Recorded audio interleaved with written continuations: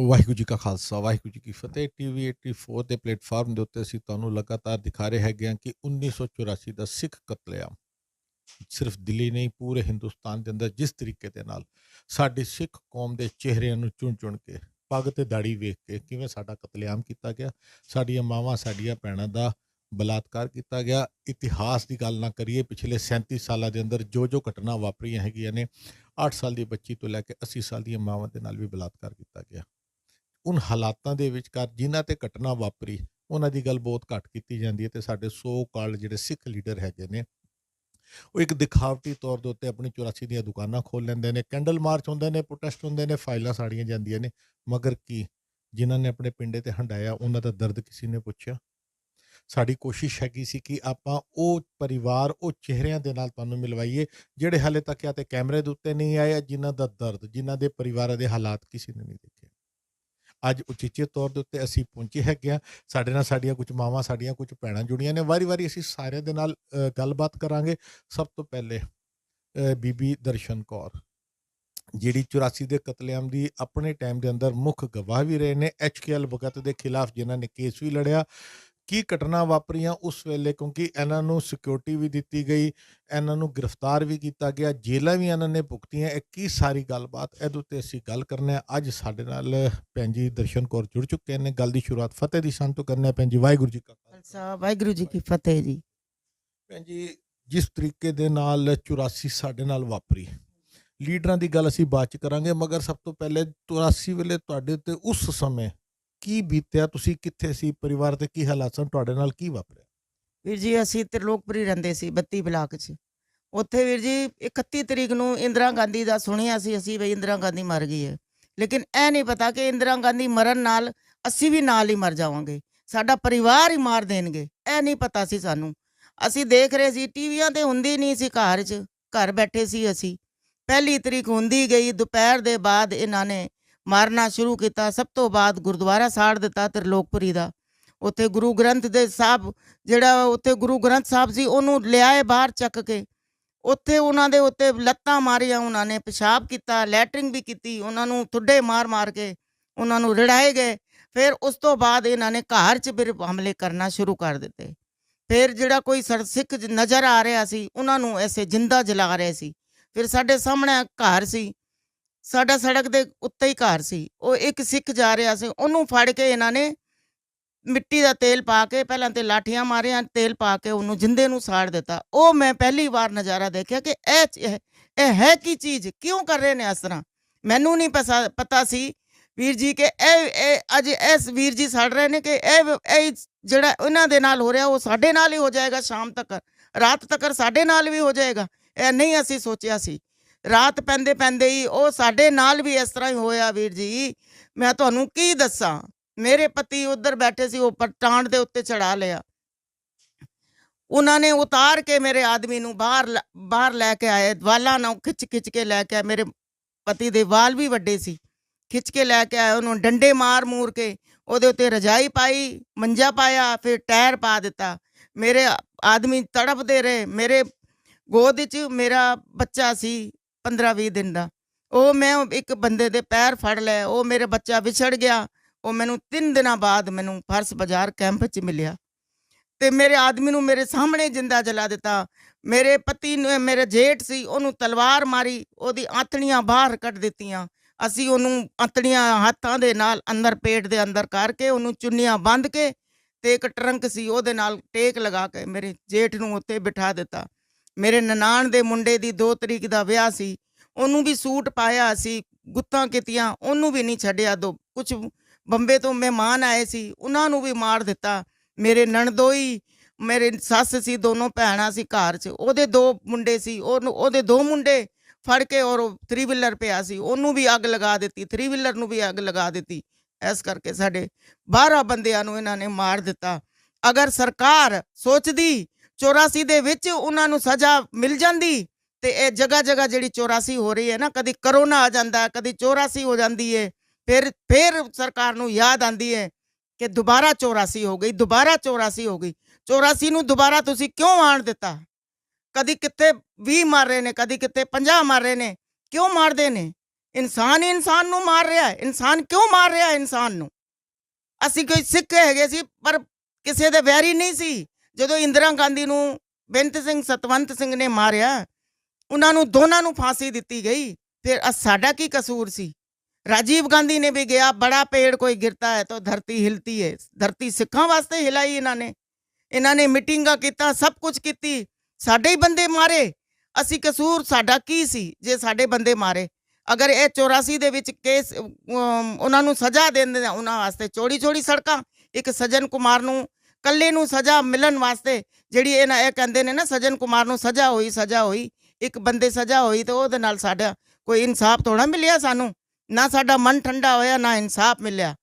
ਅਸੀਂ ਇਹੀ ਕਹਿੰਦੇ ਹਾਂ ਜਿਹੜੇ ਛੋਟੇ ਮੋਟੇ ਜਿਹੜੇ ਮਗਰਮੱਛ ਚੱਲ ਰਹੇ ਨੇ ਉਹਨਾਂ ਨੂੰ ਵੀ ਤਾਂ ਸਜ਼ਾ ਦੇਣ ਨਾ। ਉਹਨਾਂ ਨੂੰ ਕੌਣ ਦੇਗਾ ਸਜ਼ਾ? ਇੱਕ ਬੰਦੇ ਨੂੰ ਸਜ਼ਾ ਹੋ ਗਈ ਤਾਂ ਚੁੱਪ ਕਰਕੇ ਬੈਠ ਗਏ। ਸਾਡਾ ਸਾਥ ਕੋਈ ਨਹੀਂ ਦਿੰਦਾ। 84 ਹੁੰਦੀ ਹੈ ਤਾਂ ਸੜਕ ਤੇ ਆਉਂਦੇ ਨੇ, ਨਹੀਂ ਤਾਂ ਕੋਈ ਪੁੱਛਣ ਵਾਸਤੇ ਵੀ ਨਹੀਂ ਆਉਂਦਾ ਕਿ ਕਿੱਥੇ ਵਿਧਵਾਵਾਂ ਨੇ, ਕਿੱਥੇ ਬੱਚੇ ਨੇ।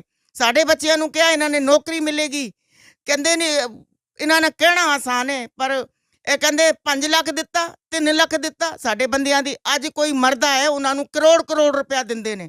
ਸਾਡੇ ਬੰਦਿਆਂ ਦੀ ਇਹੀ ਕੀਮਤ ਲਗਾਈ ਸਰਕਾਰ ਨੇ ਕਿ ਮਾਰ ਵੀ ਦੇਾਂਗੇ ਤੇ ਪੈਸੇ ਵੀ ਕੁਝ ਕੀ ਦਿੱਤਾ ਸਾਨੂੰ ਸਰਕਾਰ ਨੇ? ਸਾਡੀ ਜ਼ਿੰਦਗੀ ਬਰਬਾਦ ਕਰ ਦਿੱਤੀ, ਸਾਡੇ ਬੱਚਿਆਂ ਦੀ ਜ਼ਿੰਦਗੀ ਬਰਬਾਦ ਕਰ ਦਿੱਤੀ।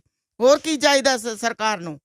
ਸਾਨੂੰ ਤੇ ਅਸੀਂ ਜਿੰਦੇ ਥੋੜੀ ਹਾਂ, ਅਸੀਂ ਮਰੇ ਪਏ ਹਾਂ, ਜਿੰਦੇ ਹੋ ਕੇ ਵੀ ਮਰੇ ਪਏ ਹਾਂ, ਬਿਮਾਰੀਆਂ ਦੇ ਨਾਲ ਘਿਰੇ ਪਏ ਹਾਂ।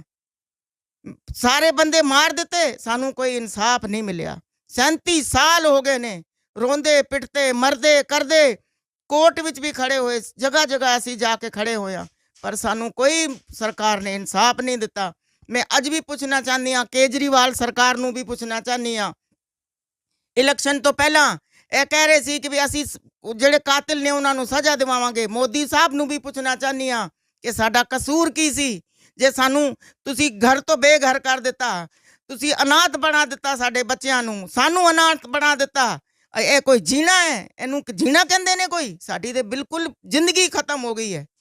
ਅਸੀਂ ਬਸ ਰੋ ਕੇ ਹੀ ਅਸੀਂ ਬੋਲ ਸਕਨੇ ਆ ਕਿ ਸਾਨੂੰ ਇਨਸਾਫ ਦਿਓ, ਪਰ ਕੋਈ ਸਾਡਾ ਕੋਈ ਪੁੱਛਣ ਵਾਲਾ ਨਹੀਂ ਹੈ ਹਾਲ ਚਾਲ। ਸੰਗਤ ਜੀ, ਇਹ ਉਹ ਹੰਝੂ ਨੇ ਜਿਹੜੇ ਮਾਫ ਕਰਨਾ ਕਿਤੇ ਨਾ ਕਿਤੇ ਸਰਕਾਰਾਂ ਨੇ ਨਹੀਂ, ਸਾਡੇ ਲੀਡਰਾਂ ਨੇ ਵੀ ਦਿੱਤੇ ਹੈਗੇ ਨੇ।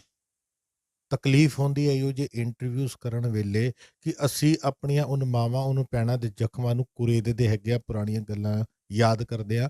ਮਗਰ ਅਫਸੋਸ ਸਿਰਫ ਇਸੀ ਗੱਲ ਦਾ ਹੈ ਕਿ ਇਹਨਾਂ ਦੇ ਹੰਝੂਆਂ ਤੇ ਰਾਜਨੀਤੀ ਖੇਡਣ ਵਾਲੇ ਜਿਹੜੇ ਸਾਡੇ ਸਿੱਖ ਲੀਡਰ ਨੇ ਅੱਜ ਤੱਕ ਉਹਨਾਂ ਨੇ ਕੀ ਕੀਤਾ ਹੈਗਾ ਸਾਰੇ ਮਸਲੇ ਦੇ ਉੱਤੇ। 35-37 ਸਾਲ ਹੋ ਗਏ, ਸਭ ਦੀਆਂ ਕਮੇਟੀਆਂ ਬਣ ਗਈਆਂ। ਮੈਂ ਕਿਸੇ ਲੀਡਰ ਦੇ ਨਾਮ ਦੇ ਉੱਤੇ ਨਹੀਂ ਜਾਣਾ ਚਾਹੁੰਦਾ, ਤੁਸੀਂ ਜਿੱਦਾਂ ਮਰਜ਼ੀ ਨਾਮ ਲਓ, ਤੁਹਾਨੂੰ ਪੂਰੀ ਮੈਂ ਕਹਾਂ ਆਜ਼ਾਦੀ ਹੈਗੀ ਹੈ ਨਾਮ ਲੈਣ ਦੀ, ਮਗਰ ਇਮਾਨਦਾਰੀ ਨਾਲ ਦੱਸਿਓ 37 ਸਾਲਾਂ 'ਚ ਕਿਸੇ ਵੀ ਇੱਕ ਸਿੱਖ ਲੀਡਰ ਨੇ ਇਮਾਨਦਾਰੀ ਨਾਲ ਤੁਹਾਡੇ ਸਾਰਿਆਂ ਦੇ ਤਕਲੀਫ ਨੂੰ ਸਮਝਿਆ? ਤੁਹਾਡੇ ਘਰ ਆ ਕੇ ਤੁਹਾਡੇ ਬੱਚਿਆਂ ਦੀ, ਤੁਹਾਡੇ ਘਰ ਦੀ ਰੋਜੀ ਰੋਟੀ, ਤੁਸੀਂ ਕਿੱਥੇ ਰਹਿੰਦੇ ਹੋ, ਕੀ ਖਾਂਦੇ ਹੋ, ਕਿਸੇ ਇੱਕ ਲੀਡਰ ਨੇ ਤੁਹਾਡੀ ਵਾਹ ਪੁੱਛੀ? ਨਹੀਂ, ਕਿਸੇ ਨੇ, ਕੋਈ ਵੀ ਅਜੇ ਤੱਕ ਕੋਈ ਲੀਡਰ ਹੀ ਨਹੀਂ ਆਇਆ। ਕਿਸੇ ਨੇ ਸਾਡਾ ਘਰ ਵੀ ਨਹੀਂ ਦੇਖਿਆ, ਨਾ ਕੋਈ ਆਂਦਾ ਹੈ ਨਾ ਕੋਈ ਜਾਂਦਾ ਹੈ। ਕੋਈ ਤਾਂ ਕੋਈ ਲੀਡਰ ਆਵੇ ਜਾਂ ਫਿਰ ਉੱਥੇ ਜਾਂਦੇ ਹਾਂ ਅਸੀਂ, ਸਾਨੂੰ 1200 ਰੁਪਏ ਜਿਹੜੇ ਪੈਨਸ਼ਨ ਲਗਾਈਏ ਅਸੀਂ ਲੈ ਕੇ 1200 ਰੁਪਇਆ ਕਿੰਨੇ ਮਹੀਨੇ ਦੇ ਬਾਅਦ ਦਿੰਦੇ ਨੇ? 5-4 ਮਹੀਨੇ ਦੇ ਬਾਅਦ 5000 ਦੇ ਦਿੰਦੇ ਨੇ। ਕਦੀ 10 ਮਹੀਨੇ ਵੀ ਹੋ ਜਾਂਦੇ ਨੇ, ਕਦੀ ਕਿੰਨੇ ਮਹੀਨੇ ਹੋ ਜਾਂਦੇ ਨੇ। ਆਪਣਾ ਲੈ ਕੇ ਆ ਜਾਂਦੇ ਆ, ਕੋਈ ਸਾਨੂੰ ਪੁੱਛਣ ਨਹੀਂ ਆਇਆ ਕੋਈ ਵੀ ਕਿ ਬਈ ਅੱਜ ਵੀਰ ਜੀ ਮੈਂ ਤੁਹਾਨੂੰ ਕੀ ਦੱਸਾਂ, ਥਾਂ ਤੇ ਗੰਗੂ ਬਾਣੀ ਬੈਠੇ ਨੇ। ਹੋਰ ਕਿੰਨੇ ਗੰਗੂ ਬਣਨਗੇ? ਮੈਨੂੰ ਦੱਸੋ ਨਾ ਤੁਸੀਂ, ਕਿੰਨੇ ਗੰਗੂ ਬਣਨਗੇ? ਸਰਕਾਰ ਗੰਗੂ ਬਣੀ ਬੈਠੀ ਹੈ ਕਿ ਸਾਰੇ ਲੀਡਰ ਗੰਗੂ ਬਣੀ ਬੈਠੇ ਨੇ? ਆਪਣਾ ਘਰ ਹੀ ਭਰ ਰਹੇ ਨੇ, ਕੋਈ ਸਾਨੂੰ ਦੇਖਣ ਨਹੀਂ ਆਇਆ। ਨਾ ਕੋਈ ਸਾਨੂੰ ਦੇਖਦਾ, ਨਾ ਪੁੱਛਦਾ, ਨਾ ਸਾਨੂੰ ਬੱਚਿਆਂ ਨੂੰ ਪੁੱਛਦਾ ਹੈ ਕਿ ਬਈ ਤੁਹਾਡੇ ਬੱਚਿਆਂ ਨੂੰ ਨੌਕਰੀ ਮਿਲੀ ਹੈ ਜਾਂ ਕੁਝ ਖਾ ਰਹੇ ਜਾਂ ਪੀ ਰਹੇ ਨੇ। ਕਿੱਥੇ ਤੁਸੀਂ ਲੰਗਰ ਲਗਾਉਂਦੇ ਹੋ? ਤੁਸੀਂ ਆਪਣੀ ਸਿੱਖੀ ਨੂੰ ਕਿਉਂ ਨਹੀਂ ਚੱਕਦੇ? ਤੁਸੀਂ ਸਿੱਖੀ ਨੂੰ ਤਾਂ ਤੁਸੀਂ ਨੀਚੇ ਗਿਰਾ ਕੇ ਰੱਖਿਆ। ਲੰਗਰ ਨਗਾਲ ਨਾਲ ਕੁਝ ਨਹੀਂ ਹੁੰਦਾ। ਤੁਸੀਂ ਲੰਗਰ ਜਗ੍ਹਾ ਲਗਾਉਂਦੇ ਹੋ, ਤੁਹਾਨੂੰ ਪੇਟ ਭਰਦਾ, ਉਹਦਾ ਪੇਟ ਭਰੋ। 84 ਦੇ ਵਿੱਚ ਕਿੰਨੇ ਪੇਟ ਭਰਿਆ ਸੀ ਸਾਡਾ? ਤੁਸੀਂ ਦੱਸੋ ਕਿੰਨੇ ਮਾਰਿਆ ਸੀ ਸਾਨੂੰ? ਉਹਨਾਂ ਦਾ ਤੁਸੀਂ ਪੇਟ ਭਰਦੇ ਹੋ। ਫਿਰ ਤੁਸੀਂ ਸਿੱਖੀ ਦਾ ਤਾਂ ਨਹੀਂ ਨਾ ਸੋਚਦੇ ਬਈ ਸਿੱਖ ਉੱਪਰ ਉੱਠਣ ਤੇ ਬਈ ਸਿੱਖੀ ਸਾਡੀ ਵਧੇ। ਕੋਈ ਬੱਚੇ ਨਸ਼ਾ ਕਰ ਰਿਹਾ, ਕੋਈ ਕੁਝ ਕਰ ਰਿਹਾ, ਕੋਈ ਨਹੀਂ ਸਾਡੀ ਅੱਜ ਤੱਕ ਕੋਈ ਹਾਲ ਚਾਲ ਨਹੀਂ ਪੁੱਛਣ ਆਇਆ। ਕੋਈ ਕਿਸੇ ਨੇ ਨਹੀਂ ਹਾਲ ਚਾਲ ਪੁੱਛਣਾ ਸਾਡਾ। ਕਮੇਟੀਆਂ ਦੇ ਵੱਲੋਂ ਤੁਹਾਨੂੰ ਕੀ ਮਿਲਦਾ ਹੈ, ਕੀ ਮਦਦ ਕੀਤੀ? ਬਸ ਪੈਨਸ਼ਨ ਕਮੇਟੀਆਂ ਵੱਲੋਂ ਪੈਨਸ਼ਨ ਦਿੰਦੇ ਨੇ, ਬਸ ਪੈਨਸ਼ਨ ਮਿਲਦੀ ਹੈ। ਕਦੀ ਕਮੇਟੀ ਵੱਲੋਂ ਸਵਾਲ ਪੁੱਛੇਗਾ ਕਿ ਤੁਹਾਨੂੰ ਕੋਈ ਨੌਕਰੀ ਦਿੱਤੀ ਜਾਏਗੀ ਤੁਹਾਡੇ ਬੱਚਿਆਂ ਨੂੰ? ਤੁਹਾਡੇ ਨਹੀਂ, ਸਾਨੂੰ ਕਿਸੇ ਨੇ ਵੀ ਨਹੀਂ ਪੁੱਛਿਆ ਅੱਜ ਤੱਕ ਕਿਸੇ ਨੇ ਵੀ ਨਹੀਂ ਪੁੱਛਿਆ ਕਿ ਤੁਹਾਡੇ ਘਰ ਦੇ ਬੱਚੇ ਹੈਗੇ ਨੇ ਜਵਾਨ, ਤੁਹਾਨੂੰ ਅਸੀਂ ਨੌਕਰੀ ਦਈਏ ਜਾਂ ਤੁਹਾਨੂੰ ਕੋਈ ਕੁਝ ਚਾਹੀਦਾ ਹੈ ਜਾਂ ਕੁਝ ਹੈ, ਉਹ ਵੀ ਪੈਨਸ਼ਨ ਲੈ ਕੇ ਅਸੀਂ ਜਾਂਦੇ ਹਾਂ, ਅਸੀਂ ਲੈ ਕੇ ਆ ਜਾਂਦੇ ਹਾਂ, ਘਰ ਬੈਠ ਜਾਂਦੇ ਹਾਂ। ਕੋਈ ਨਹੀਂ ਪੁੱਛਦਾ, ਕੁਝ ਵੀ ਨਹੀਂ ਪੁੱਛਦੇ। ਤੁਹਾਨੂੰ ਕੀ ਔਕੜਾਂ ਆਈਆਂ ਕਾਨੂੰਨੀ ਲੜਾਈ ਲੜਨ? ਬਹੁਤ ਕੁਝ ਆਈਆਂ, ਬਹੁਤ ਕੁਝ। ਸਾਰੀ ਜ਼ਿੰਦਗੀ ਬੀਤ ਗਈ ਹੈ, ਸਾਰੀ ਜ਼ਿੰਦਗੀ ਸਾਡੀ ਰੁੜ ਗਈ ਹੈ, ਇਹਦੇ ਵਿੱਚ ਹੀ ਰੁੜ ਗਈ ਹੈ। ਕੋਰਟਾਂ ਵਿੱਚ ਜਾ ਕੇ ਕਿੱਥੇ ਜਾ ਕੇ ਸਾਡੀ ਜ਼ਿੰਦਗੀ ਬੀਤ ਗਈ ਹੈ। ਸਾਨੂੰ ਇਨਸਾਫ ਨਹੀਂ ਮਿਲਿਆ। ਅਸੀਂ ਜਵਾਨੀ ਵੀ ਵੈਸੇ ਹੀ ਗਾਲਦੇ ਸੀ, ਜਵਾਨੀ ਤੋਂ ਲੈ ਕੇ ਅਭੀ ਬੁਢਾਪਾ ਆ ਗਿਆ, ਲੇਕਿਨ ਸਾਨੂੰ ਕੋਈ ਇਨਸਾਫ ਨਹੀਂ ਮਿਲ ਗਿਆ। ਕੋਈ ਇਨਸਾਫ ਦੀ ਉਮੀਦ ਵੀ ਨਹੀਂ ਹੈ, ਸਰਕਾਰ ਵੱਲੋਂ ਕੋਈ ਵੀ ਉਮੀਦ ਨਹੀਂ ਹੈ, ਕਿਸੇ ਵੱਲੋਂ ਵੀ ਕੋਈ ਉਮੀਦ ਨਹੀਂ ਹੈ ਕਿ ਸਾਨੂੰ ਇਨਸਾਫ ਮਿਲੇਗਾ। ਅਗਰ ਹੁੰਦਾ ਤੇ ਮਿਲ ਜਾਂਦਾ। ਇਹ ਬਾਕੀ ਗੱਲਾਂ ਕਰਦੇ ਨੇ, ਉਹ ਕਰਦੇ ਨੇ, ਉਹਦੇ ਨਾਲ ਕੁਝ ਨਹੀਂ ਹੁੰਦਾ। ਕੋਈ ਇਨਸਾਫ ਦਿਵਾਉਣ ਵਾਲਾ ਵੀ ਚਾਹੀਦਾ ਹੈਗਾ, ਕੋਈ ਇਨਸਾਫ ਵੀ ਮਿਲੇ ਸਾਨੂੰ, ਕੋਈ ਕੁਝ ਵੀ ਮਿਲੇ। ਨਹੀਂ ਮਿਲੇਗਾ ਸਾਨੂੰ ਕੋਈ ਇਨਸਾਫ। ਕੋਰਟ ਵੀ ਨਹੀਂ, ਨਾ ਸਰਕਾਰ ਦੇਗੀ ਇਨਸਾਫ, ਚੁੱਪ ਕਰਕੇ ਬੈਠੀ ਹੋਈ ਹੈ। ਨਾ ਸਰਕਾਰ ਦੇਗੀ, ਨਾ ਕੋਈ ਸਾਨੂੰ ਹੋਰ ਕੋਈ ਦੇਗਾ। ਬਸ ਇਹ ਦਿਲਾਸਾ ਹੀ ਦਿੰਦੇ ਨੇ, ਅਸੀਂ ਇਹ ਕਰ ਦਿਆਂਗੇ, ਉਹ ਕਰ ਦਿਆਂਗੇ। ਕੋਈ ਕਿਸੇ ਦਾ ਕੁਝ ਨਹੀਂ ਕਰਦਾ। ਅਸੀਂ ਭੁਗਤ ਰਹੇ ਹਾਂ, ਜਿਹੜਾ ਕੋਈ ਸਾਡੇ ਨਾਲ ਵਾਪਰੀ ਹੈ ਨਾ, ਅਸੀਂ ਭੁਗਤ ਰਹੇ ਹਾਂ ਇਕੱਲੇ ਹੀ। ਕੱਲਾ ਪਰਿਵਾਰ ਜਿਹੜਾ ਵਿਡੋ ਹੋ ਗਈ ਆ, ਜਾਂ ਜਿਨ੍ਹਾਂ ਦੇ 2 ਮਰੇ ਨੇ, ਜਿਨ੍ਹਾਂ ਦੇ 12 ਮਰੇ ਨੇ, ਜਿਨ੍ਹਾਂ ਦੇ 3 ਮਰੇ ਨੇ, ਉਹ ਕੱਲਾ ਹੀ ਤੜਪਦਾ ਪਰਿਵਾਰ। ਬਾਕੀ ਕੋਈ ਨਹੀਂ ਆ ਕੇ ਪੁੱਛਦਾ। ਆਪਣਾ ਉਹੀ ਪਰਿਵਾਰ ਆਪਣਾ ਭੁਗਤ ਰਿਹਾ ਬਸ, ਬਾਕੀ ਨਹੀਂ ਪੁੱਛਦਾ ਕੋਈ ਵੀ ਆ ਕੇ। ਤੁਹਾਡੇ ਪਰਿਵਾਰ ਦੇ ਕਿੰਨੇ ਜੀ ਗਏ? ਸਾਡੇ ਪਰਿਵਾਰ ਦੇ 12 ਬੰਦੇ ਮਰੇ ਨੇ। ਅੱਜ ਸਾਡੇ ਵਾਸਤੇ ਅਸੀਂ ਇੰਟਰਵਿਊ ਦਿੰਦੇ ਹਾਂ ਤੇ ਸਾਡੇ ਵਾਸਤੇ ਉਹ ਹੁੰਦਾ ਹੈ ਕਿ ਅੱਜ ਹੀ 84 ਹੋ ਰਹੀ ਹੈ। ਉਹੀ ਯਾਦ ਆ ਜਾਂਦਾ ਹੈ ਕਿ ਅੱਜ ਸਾਡੇ ਨਾਲ ਇਹ ਹੋ ਰਹੀ, ਅੱਜ ਹੀ ਦੇ ਦਿਨ ਹੋਏ। ਕੋਈ ਨਹੀਂ ਲੱਗਦਾ ਸਾਨੂੰ ਕਿ 37 ਸਾਲ ਹੋ ਗਏ ਨੇ। ਸਾਨੂੰ ਇਹ ਲੱਗਦਾ ਹੈ ਕਿ ਹੁਣੇ ਹੋ ਰਹੀ ਹੈ 84 ਸਾਡੇ ਨਾਲ।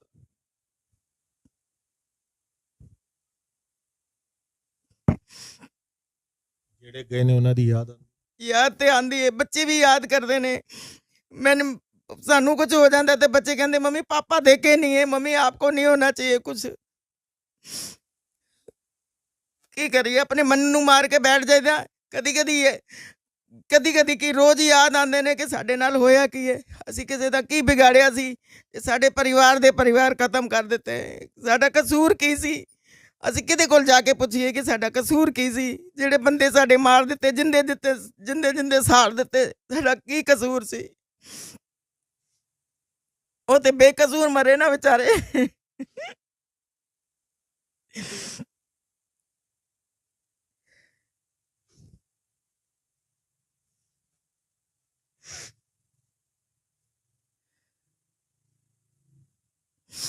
ਤੁਹਾਡਾ ਕੋਈ ਕੇਸ ਚੱਲ ਰਿਹਾ ਇਸ ਵੇਲੇ ਕਿਸੇ ਕੋਰਟ, ਕਿਸੇ ਅਦਾਲਤ ਦੇ ਅੰਦਰ ਇਨਸਾਫ ਦੇ ਲਈ?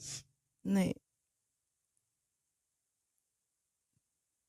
ਲੀਡਰਾਂ ਲਈ ਕੀ ਕਹਿਣਾ ਚਾਹੋਗੇ, ਜਿਹੜੇ ਸਾਡੇ ਸਿੱਖ ਲੀਡਰ ਬਣੇ ਬੈਠੇ ਨੇ, ਜਿਹੜੇ ਕਹਿੰਦੇ ਨੇ ਜੀ ਅਸੀਂ ਤੁਹਾਡੇ ਇਨਸਾਫ ਦੇ ਲਈ ਬੜਾ ਕੁਝ ਕੀਤਾ, ਉਹਨਾਂ ਲਈ ਕੀ ਕਹੋ? ਮੈਂ ਲੀਡਰਾਂ ਨੂੰ ਇਹੀ ਕਹਾਂਗੀ ਕਿ ਕੁਝ ਕਰਕੇ ਦਿਖਾਓ।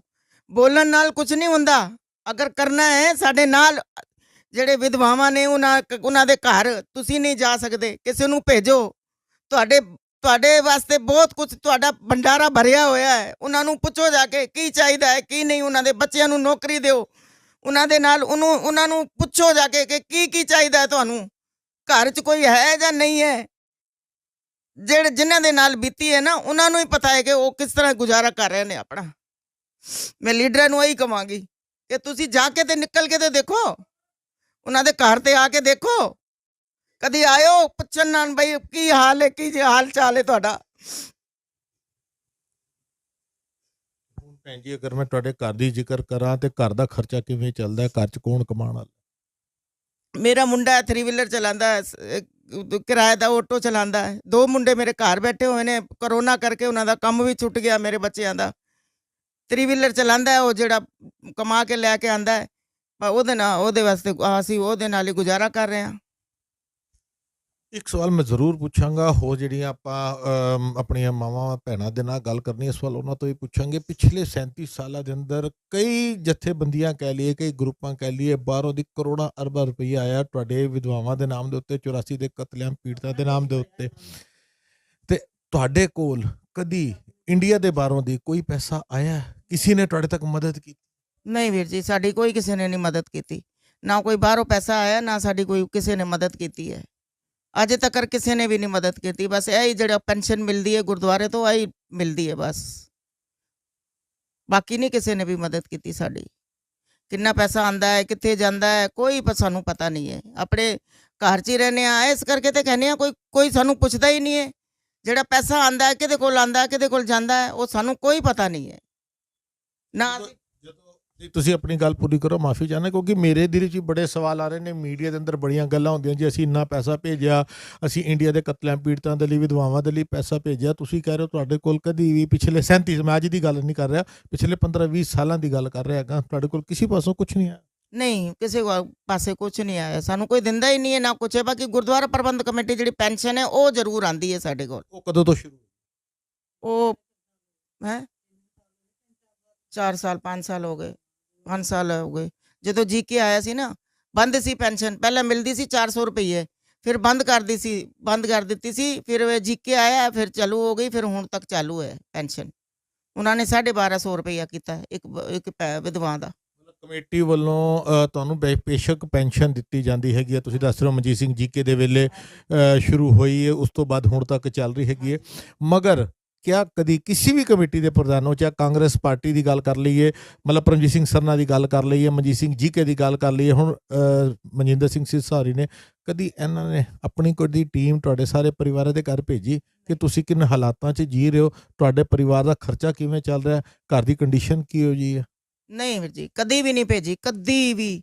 ਜਦੋਂ ਤੋਂ 84 ਹੋ ਗਈ, 37 ਸਾਲ ਹੋ ਗਏ, ਅਸੀਂ ਭਲੇ ਜਾਂਦੇ ਹਾਂ ਗੁਰਦੁਆਰੇ ਪੈਨਸ਼ਨ ਲੈਣ ਵਾਸਤੇ, ਲੇਕਿਨ ਉਹਨਾਂ ਨੇ ਅੱਜ ਤੱਕ ਸਾਡੀ ਕੋਈ ਸੁੱਧ ਬੁੱਧ ਨਹੀਂ ਪੁੱਛੀ, ਨਾ ਬੱਚਿਆਂ ਵਾਸਤੇ। ਅਸੀਂ ਨੌਕਰੀਆਂ ਵਾਸਤੇ ਵੀ ਗਏ ਹਾਂ, ਸਰਨਾ ਸੀ ਉਦੋਂ ਪ੍ਰਧਾਨ, ਮੈਂ ਨੌਕਰੀ ਵਾਸਤੇ ਵੀ ਆਪਣੀ ਫਾਈਲ ਦੇ ਕੇ ਆਈ ਸੀ, ਬੇਟੇ ਦੀ ਵੀ ਸਭ ਕੁਝ ਦੇ ਕੇ ਆਇਆ, ਤਾਂ ਵੀ ਮੇਰੇ ਬੱਚਿਆਂ ਨੂੰ ਨੌਕਰੀ ਨਹੀਂ ਦਿੱਤੀ ਉਹਨਾਂ ਨੇ। ਮੇਰੇ ਬੱਚਿਆਂ ਨੂੰ ਕਿਸੇ ਨੂੰ ਵੀ ਨੌਕਰੀ ਨਹੀਂ ਦਿੱਤੀ। ਕਿਸੇ ਨੇ ਅੱਜ ਤੱਕ ਹਾਲ ਚਾਲ ਨਹੀਂ ਪੁੱਛਿਆ ਆ ਕੇ, ਭਾਈ ਕੀ ਹੈ ਕੀ ਨਹੀਂ ਹੈ, ਕੁਝ ਵੀ ਨਹੀਂ ਪੁੱਛਿਆ ਨਾ।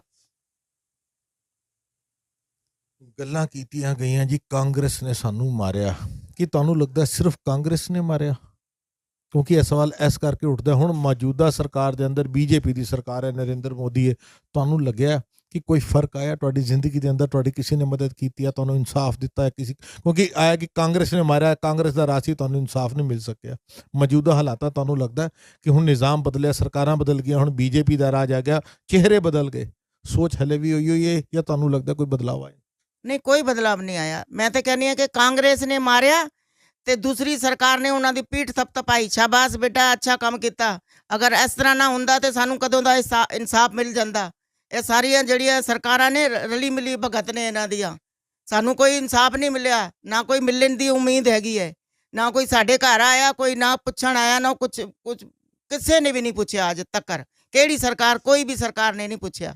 ਰੋਲਾ ਪਾ ਕੇ ਅਸੀਂ ਕੋਰਟਾਂ 'ਚ ਜਾਂਦੇ ਸੀ, ਰੋਲਾ ਪਾ ਕੇ ਬਸ ਆਪਣੇ ਆ ਕੇ ਘਰ ਬੈਠ ਕੇ ਫਿਰ ਆ ਕੇ ਰੋ ਲੈਂਦੇ।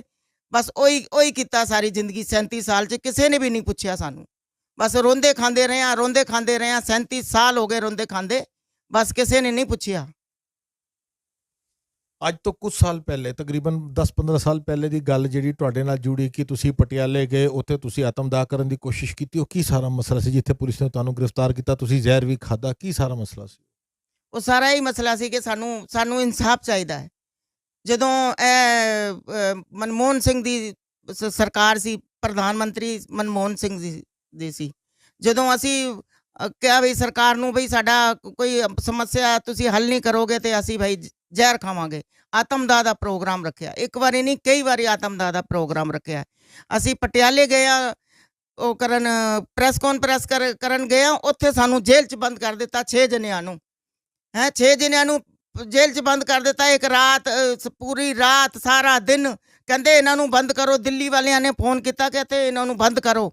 ਉਹ ਲੱਭਦੇ ਫਿਰਦੇ ਸੀ। ਅਸੀਂ ਇੱਥੇ ਆਏ ਹਾਂ, ਕੀ ਕਹਿੰਦੇ ਨੇ, ਦਿੱਲੀ 'ਚ ਆਏ ਹਾਂ, ਉੱਥੇ ਜ਼ਮਾਨਤ ਕਰਵਾ ਕੇ ਉੱਥੋਂ ਛੁੱਟ ਕੇ ਫਿਰ ਇੱਥੇ ਸਾਨੂੰ ਗ੍ਰਿਫਤਾਰ ਕਰਨ ਦੀ ਕੋਸ਼ਿਸ਼ ਕੀਤੀ। ਫਿਰ ਉਸ ਤੋਂ ਬਾਅਦ ਮੈਂ ਰਕਾਬਗੰਜ ਤੋਂ ਬਾਹਰ ਜ਼ਹਿਰ ਖਾਧਾ 1 ਹਫ਼ਤਾ ਮੈਂ ਫਿਰ ਰਾਮਨਗਰ ਹਸਪੀਟਲ 'ਚ ਰਹਿ ਕੇ ਆਈ ਹਾਂ। ਫਿਰ ਉਸ ਤੋਂ ਬਾਅਦ ਇਹਨਾਂ ਨੇ ਸਾਨੂੰ ਉਹ ਵੀ ਇਨਸਾਫ ਨਹੀਂ ਦਿੱਤਾ।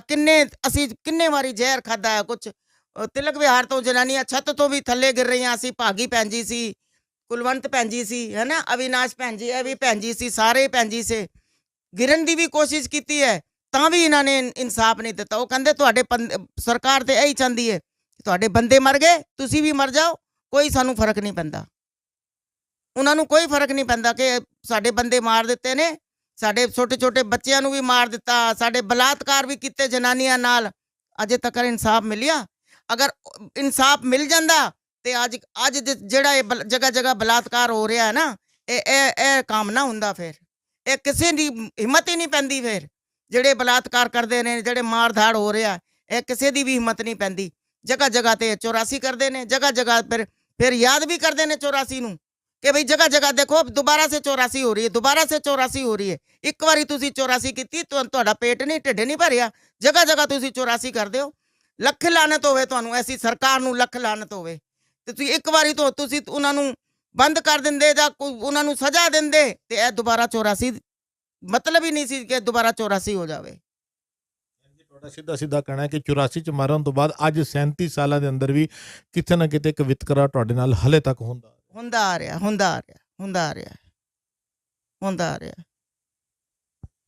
ਸੰਗਤ ਜੀ, ਸਵਾਲ ਬਥੇਰੇ ਨੇ, ਲੇਕਿਨ ਕਿਤੇ ਨਾ ਕਿਤੇ ਸਾਡੀਆਂ ਅੱਖਾਂ 'ਚ ਵੀ ਹੰਝੂ ਨੇ ਤੇ ਇਹਨਾਂ ਦੀਆਂ ਅੱਖਾਂ 'ਚ ਵੀ ਹੰਝੂ ਨੇ। ਹਰ ਨਵੰਬਰ ਦੇ ਮਹੀਨੇ ਦੇ ਅੰਦਰ ਇੱਕ, ਮਾਫ ਕਰਨਾ, ਅਸੀਂ ਹੀ ਨਹੀਂ, ਮੀਡੀਆ ਆਉਂਦਾ ਹੈ ਪਰਿਵਾਰਾਂ ਦੇ ਕੋਲ, ਇੰਟਰਵਿਊ ਕਰਦਾ, ਪੁਰਾਣੇ ਜ਼ਖਮ ਯਾਦ ਆਉਂਦੇ ਨੇ, ਅੱਖਾਂ ਭਿੱਜ ਜਾਂਦੀਆਂ ਨੇ, ਮਗਰ ਇੱਕ ਟੀਸ, ਇੱਕ ਦਰਦ ਕਿ ਸਾਨੂੰ ਅੱਜ ਤੱਕ ਇਨਸਾਫ ਨਹੀਂ ਮਿਲਿਆ। ਤੇ ਫਿਰ ਇਨਸਾਫ ਦੀ ਗੱਲ ਕੌਣ ਕਰੇਗਾ? ਸਾਡੇ ਸਿੱਖ ਲੀਡਰ ਜਿਹੜੀ ਆਪਣੀਆਂ ਗੋਲਕਾਂ ਭਰ ਰਹੇ ਨੇ, ਕਮੇਟੀਆਂ ਬਣਾ ਰਹੇ ਨੇ, ਸਰਕਾਰਾਂ ਦੇ ਨਾਲ ਸੈਟਿੰਗ ਕਰਕੇ ਆਪਣੇ ਸਾਰੀਆਂ ਸੁੱਖ ਸੁਵਿਧਾਵਾਂ ਪਾ ਰਹੇ ਨੇ। ਤੇ ਫਿਰ ਐਨ ਪਰਿਵਾਰ ਜਿਹੜੇ ਅੱਜ 37 ਸਾਲ ਬਾਅਦ ਵੀ ਉਸੇ ਹਾਲਾਤਾਂ 'ਚ ਨੇ, ਉਸੇ ਤਕਲੀਫ, ਉਸੇ ਹੰਝੂ ਦੇ ਵਿਚਕਾਰ, ਉਸੇ ਗੁਰਬਤ ਦੀ ਜ਼ਿੰਦਗੀ ਨੂੰ ਜੀ ਰਹੇ ਨੇ। ਬਾਬਾ ਦਰਸ਼ਨ ਕੌਰ ਭੈਣ ਜੀ ਨਾਲ ਵੀ ਗੱਲ ਕੀਤੀ ਤੇ ਹੁਣ ਸਾਡੇ ਨਾਲ ਮਾਤਾ ਜੀ ਜੁੜੇ ਹੈਗੇ ਨੇ, ਜੋਗਿੰਦਰ ਕੌਰ ਇਹਨਾਂ ਦਾ ਨਾਮ ਹੈ। ਤੇ ਜਿਸ ਵੇਲੇ 84 ਵਾਪਰੀ ਤੇ ਇਹ ਉਸ ਵੇਲੇ ਦਿੱਲੀ ਦੇ ਸਾਗਰਪੁਰ ਇਲਾਕੇ ਸਨ। ਤੇ ਦੁਬਾਰਾ ਆਪਾਂ ਮਾਤਾ ਜੀ ਦੇ ਨਾਲ ਵੀ ਗੱਲ ਕਰਦੇ ਹੈਗੇ ਆ। ਗੱਲ ਦੀ ਸ਼ੁਰੂਆਤ ਫਤਿਹ ਤੋਂ ਕਰਨਾ। ਮਾਤਾ ਜੀ, ਵਾਹਿਗੁਰੂ ਜੀ ਕਾ ਖਾਲਸਾ। ਵਾਹਿਗੁਰੂ ਜੀ ਕਾ ਖਾਲਸਾ, ਵਾਹਿਗੁਰੂ ਜੀ ਕੀ ਫਤਿਹ। ਮਾਤਾ ਜੀ, 84 ਵੇਲੇ ਤੁਸੀਂ ਕਿੱਥੇ ਰਹਿੰਦੇ ਸੋ ਤੇ ਕੀ ਘਟਨਾ ਵਾਪਰੀ ਤੁਹਾਡੇ ਪਰਿਵਾਰ? ਅਸੀਂ ਸਾਗਰਪੁਰ ਰਹਿੰਦੇ ਸੀ। ਸਵੇਰ ਦਾ ਟਾਈਮ ਸੀ। ਘਰ ਦੇ ਮਤਲਬ ਮੇਰੇ ਬੱਚੇ, ਇੱਕ 6 ਸਾਲ ਦਾ, ਇੱਕ ਛੋਟਾ 3 ਸਾਲ ਦਾ, ਮੇਰੀ ਬੇਟੀ 9 ਸਾਲ ਦੀ, ਵੱਡਾ ਲੜਕਾ 12 ਸਾਲ ਦਾ। ਤੇ ਸਾਡੇ ਹਸਬੈਂਡ ਸਵੇਰੇ ਘਰ ਹੀ ਸੀ ਜਿਸ ਵੇਲੇ ਇੰਦਰਾ ਦਾ ਸੁਣਿਆ ਵੀ ਹਾਂ ਵੀ ਇੰਦਰਾ ਨੂੰ ਮਾਰ ਦਿੱਤਾ ਹੈ। ਉਸ ਤੋਂ ਬਾਅਦ ਕਿੰਨਾ ਸ਼ਾਮ ਤੱਕ ਕੁਛ ਨਹੀਂ ਸੀ। ਸਵੇਰੇ ਦਿਨ ਚੜ੍ਹਿਆ ਤੇ ਕੋਈ 1000-1200 ਬੰਦਾ ਮਤਲਬ ਸਾਡੇ ਘਰ ਉੱਤੇ ਟੁੱਟ ਪਿਆ। ਸਾਡੇ ਆਦਮੀ ਨੂੰ ਫੜ ਲਿਆ, ਸਾਰਾ ਗੱਲ ਆਰ ਪਾਰ ਕਰ ਦਿੱਤੀ, ਪੁੜਪੁੜੀ ਆਰ ਪਾਰ ਕਰ ਦਿੱਤੀ, ਮਤਲਬ ਜ਼ਖਮੀ ਕਰਕੇ ਸੁੱਟ ਦਿੱਤਾ। ਕਿਸੇ ਦੂਸਰੇ ਘਰ ਦੇ ਵਿੱਚ ਲੁਕੋਇਆ ਹੋਇਆ ਸੀ, ਉੱਥੋਂ ਵੀ ਕੱਢ ਲਿਆ ਹੈ। ਫਿਰ ਜਦੋਂ ਉਸ ਤੋਂ ਬਾਅਦ ਘਰ ਵੀ ਲੁੱਟ ਲਿਆ, ਕੋਈ ਘਰ ਦਾ ਸਮਾਨ ਨਹੀਂ ਬਚਿਆ। ਫਿਰ ਆਪਣਾ ਛੋਟੇ ਛੋਟੇ ਬੱਚੇ ਲੈ ਕੇ ਬਾਹਰ ਬੈਠੇ ਰਹੇ, ਭੁੱਖ ਨਾ ਪਾਣੇ। ਕੀ ਕਰਦੀ ਫਿਰ ਕਿ ਨਾ ਬੜੀ ਦੁਖੀ, ਕਈ ਨਾ ਆਤਮਾ ਦੇ ਨਾਲ ਬੋਲ ਰਹੀ ਹਾਂ, ਇਹ ਆਦਮੀ ਨੂੰ ਮਾਰ ਰਿਹਾ। ਫਿਰ ਕਿ ਨਾ ਹੁਣ ਸਵੇਰ ਦਾ ਟਾਈਮ ਮੇਰੇ ਆਦਮੀ ਦੇ ਨਾਲ ਜੋ ਕਿ ਨਾ ਉਹਨਾਂ ਨੂੰ ਜ਼ਖਮ ਕੀਤੇ, ਜੋ ਉਹਨਾਂ ਨੂੰ ਕੀਤਾ, ਮੈਂ ਦੱਸ ਨਹੀਂ ਸਕਦੀ। ਫਿਰ ਤੀਸਰਾ ਦਿਨ ਆਇਆ, 3 ਤਰੀਕ ਨੂੰ ਤੀਸਰਾ ਦਿਨ ਆਇਆ ਸਵੇਰ ਦੇ ਟਾਈਮ। ਫਿਰ 400-500 ਬੰਦਾ ਆਇਆ। ਕੁਛ ਬੰਦੇ ਨਿਕਲ ਕੇ ਬਾਹਰ ਭੱਜੇ ਤੇ ਉਹਨਾਂ ਨੇ ਦੇਖਿਆ ਵੀ ਅਜੇ ਅੰਦਰ ਹੈ ਨੇ ਲੋਕੀ। ਇੱਕ ਇੱਕ ਘਰ ਦੀ ਤਲਾਸ਼ੀ ਲਈ। ਤਲਾਸ਼ੀ ਲੈਣ ਤੋਂ ਬਾਅਦ ਕਿ ਨਾ ਉਹਨਾਂ ਨੇ ਫਿਰ 3 ਤਰੀਕ ਨੂੰ ਫਿਰ ਆਏ, ਸਬਲਾਂ ਚੁੱਕੀਆਂ ਹੋਈਆਂ। ਫਿਰ ਦੁਬਾਰਾ ਉਹਨਾਂ ਨੇ ਸਬਲ ਮਾਰੀ ਸਿਰ 'ਚ। ਮੇਰੀ 6 ਸਾਲ ਦੀ ਬੇਟੀ ਉਹਨਾਂ ਦੇ ਪੈਰ ਪਕੜੇ, ਹੱਥ ਜੋੜੇ ਵੀ ਮੇਰੇ ਡੈਡੀ ਨੂੰ ਨਾ ਮਾਰੋ, ਲੇਕਿਨ ਨਹੀਂ ਕਿ ਨਾ ਮੰਨੇ। ਸਿਰ 'ਚ ਸਬਲ ਮਾਰੀ, ਖ਼ਤਮ ਕਰ ਦਿੱਤਾ। ਫਿਰ ਨਾਲ ਇੱਕ ਪਲਾਟ ਖਾਲੀ ਸੀ, ਉਹ ਪਲਾਟ ਦੇ ਵਿੱਚ ਜੋ ਮੰਜੀਆਂ ਬਿਸਤਰੇ ਜੋ ਚੁੱਕੇ ਉੱਥੇ ਉਹਨਾਂ ਨੇ ਸਾੜ ਦਿੱਤਾ। ਸਾਨੂੰ ਅੱਜ ਤੱਕ ਕੋਈ ਇਨਸਾਫ ਨਹੀਂ ਮਿਲਿਆ। ਮੇਰੇ ਬੱਚੇ ਨੂੰ ਨੌਕਰੀ ਨਹੀਂ ਮਿਲੀ, ਕੁਛ ਨਹੀਂ ਕਿ ਨਾ ਬੜ ਕੀ ਦੱਸੀਏ ਕਿ ਨਾ ਇੱਕ ਪੈਨਸ਼ਨ ਦਿੰਦੇ ਆ, ਪੈਨਸ਼ਨ ਦੇ ਨਾਲ ਕੀ ਕਿੰਨਾ ਹੁੰਦਾ ਹੈ। ਵੈਸੇ ਬਿਮਾਰ ਸ਼ਮਾਰ ਮੈਂ ਰਹਿੰਦੀ ਹਾਂ, ਬੱਚਿਆਂ ਨੂੰ ਨੌਕਰੀ ਨਹੀਂ, ਕੁਛ ਨਹੀਂ। ਇਹ ਹਾਲਾਤ ਦੇਖ ਕੇ ਮੇਰੇ ਬੱਚੇ ਕਿ ਨਾ ਛੋਟਾ 3 ਸਾਲ ਦਾ ਸੀ, ਵੱਡਾ ਜਿਹੜਾ ਕਿ ਨਾ 9 ਸਾਲ ਦਾ ਬੱਚਾ ਸੀ, ਉਹ ਡਿਪਰੈਸ਼ਨ 'ਚ ਚਲੇ ਗਏ। ਉਹ ਅੱਜ ਤੱਕ ਮੇਰਾ ਬੇਟਾ ਡਿਪਰੈਸ਼ਨ 'ਚ ਹੈ ਕਿ ਨਾ ਦਵਾਈ ਚੱਲਦੀ ਹੈ, ਪਹਿਲੇ ਗੰਗਾ ਰਾਮ ਤੋਂ ਲਿਆਉਂਦੇ ਸੀ, ਹੁਣ ਸਰਕਾਰੀ ਸਕੂਲਾਂ ਵਿੱਚੋਂ ਜਾਂ ਸਰਕਾਰੀ ਹਸਪਤਾਲਾਂ 'ਚੋਂ ਲੈਂਦੇ ਹਾਂ। ਛੋਟਾ ਮੇਰਾ ਬੇਟਾ ਜਿਹੜਾ 3 ਸਾਲ ਦਾ ਸੀ, ਉਹ ਡਿਪਰੈਸ਼ਨ 'ਚ ਹੋਇਆ, ਨਾ ਉਹ ਪੜ੍ਹਿਆ, ਨਾ ਕੋਈ ਉਹ ਹੋਇਆ। ਉਹ 2008 ਤੋਂ ਡਿਪਰੈਸ਼ਨ ਵਿੱਚ ਹੀ ਕਿਧਰੇ ਚਲਾ ਗਿਆ। ਅੱਜ ਤੱਕ ਨਹੀਂ ਉਹ ਮੇਰਾ ਬੇਟਾ ਮਿਲਿਆ ਮੈਨੂੰ, ਤੇ 84 ਦੁਬਾਰਾ ਹੋ ਗਈ।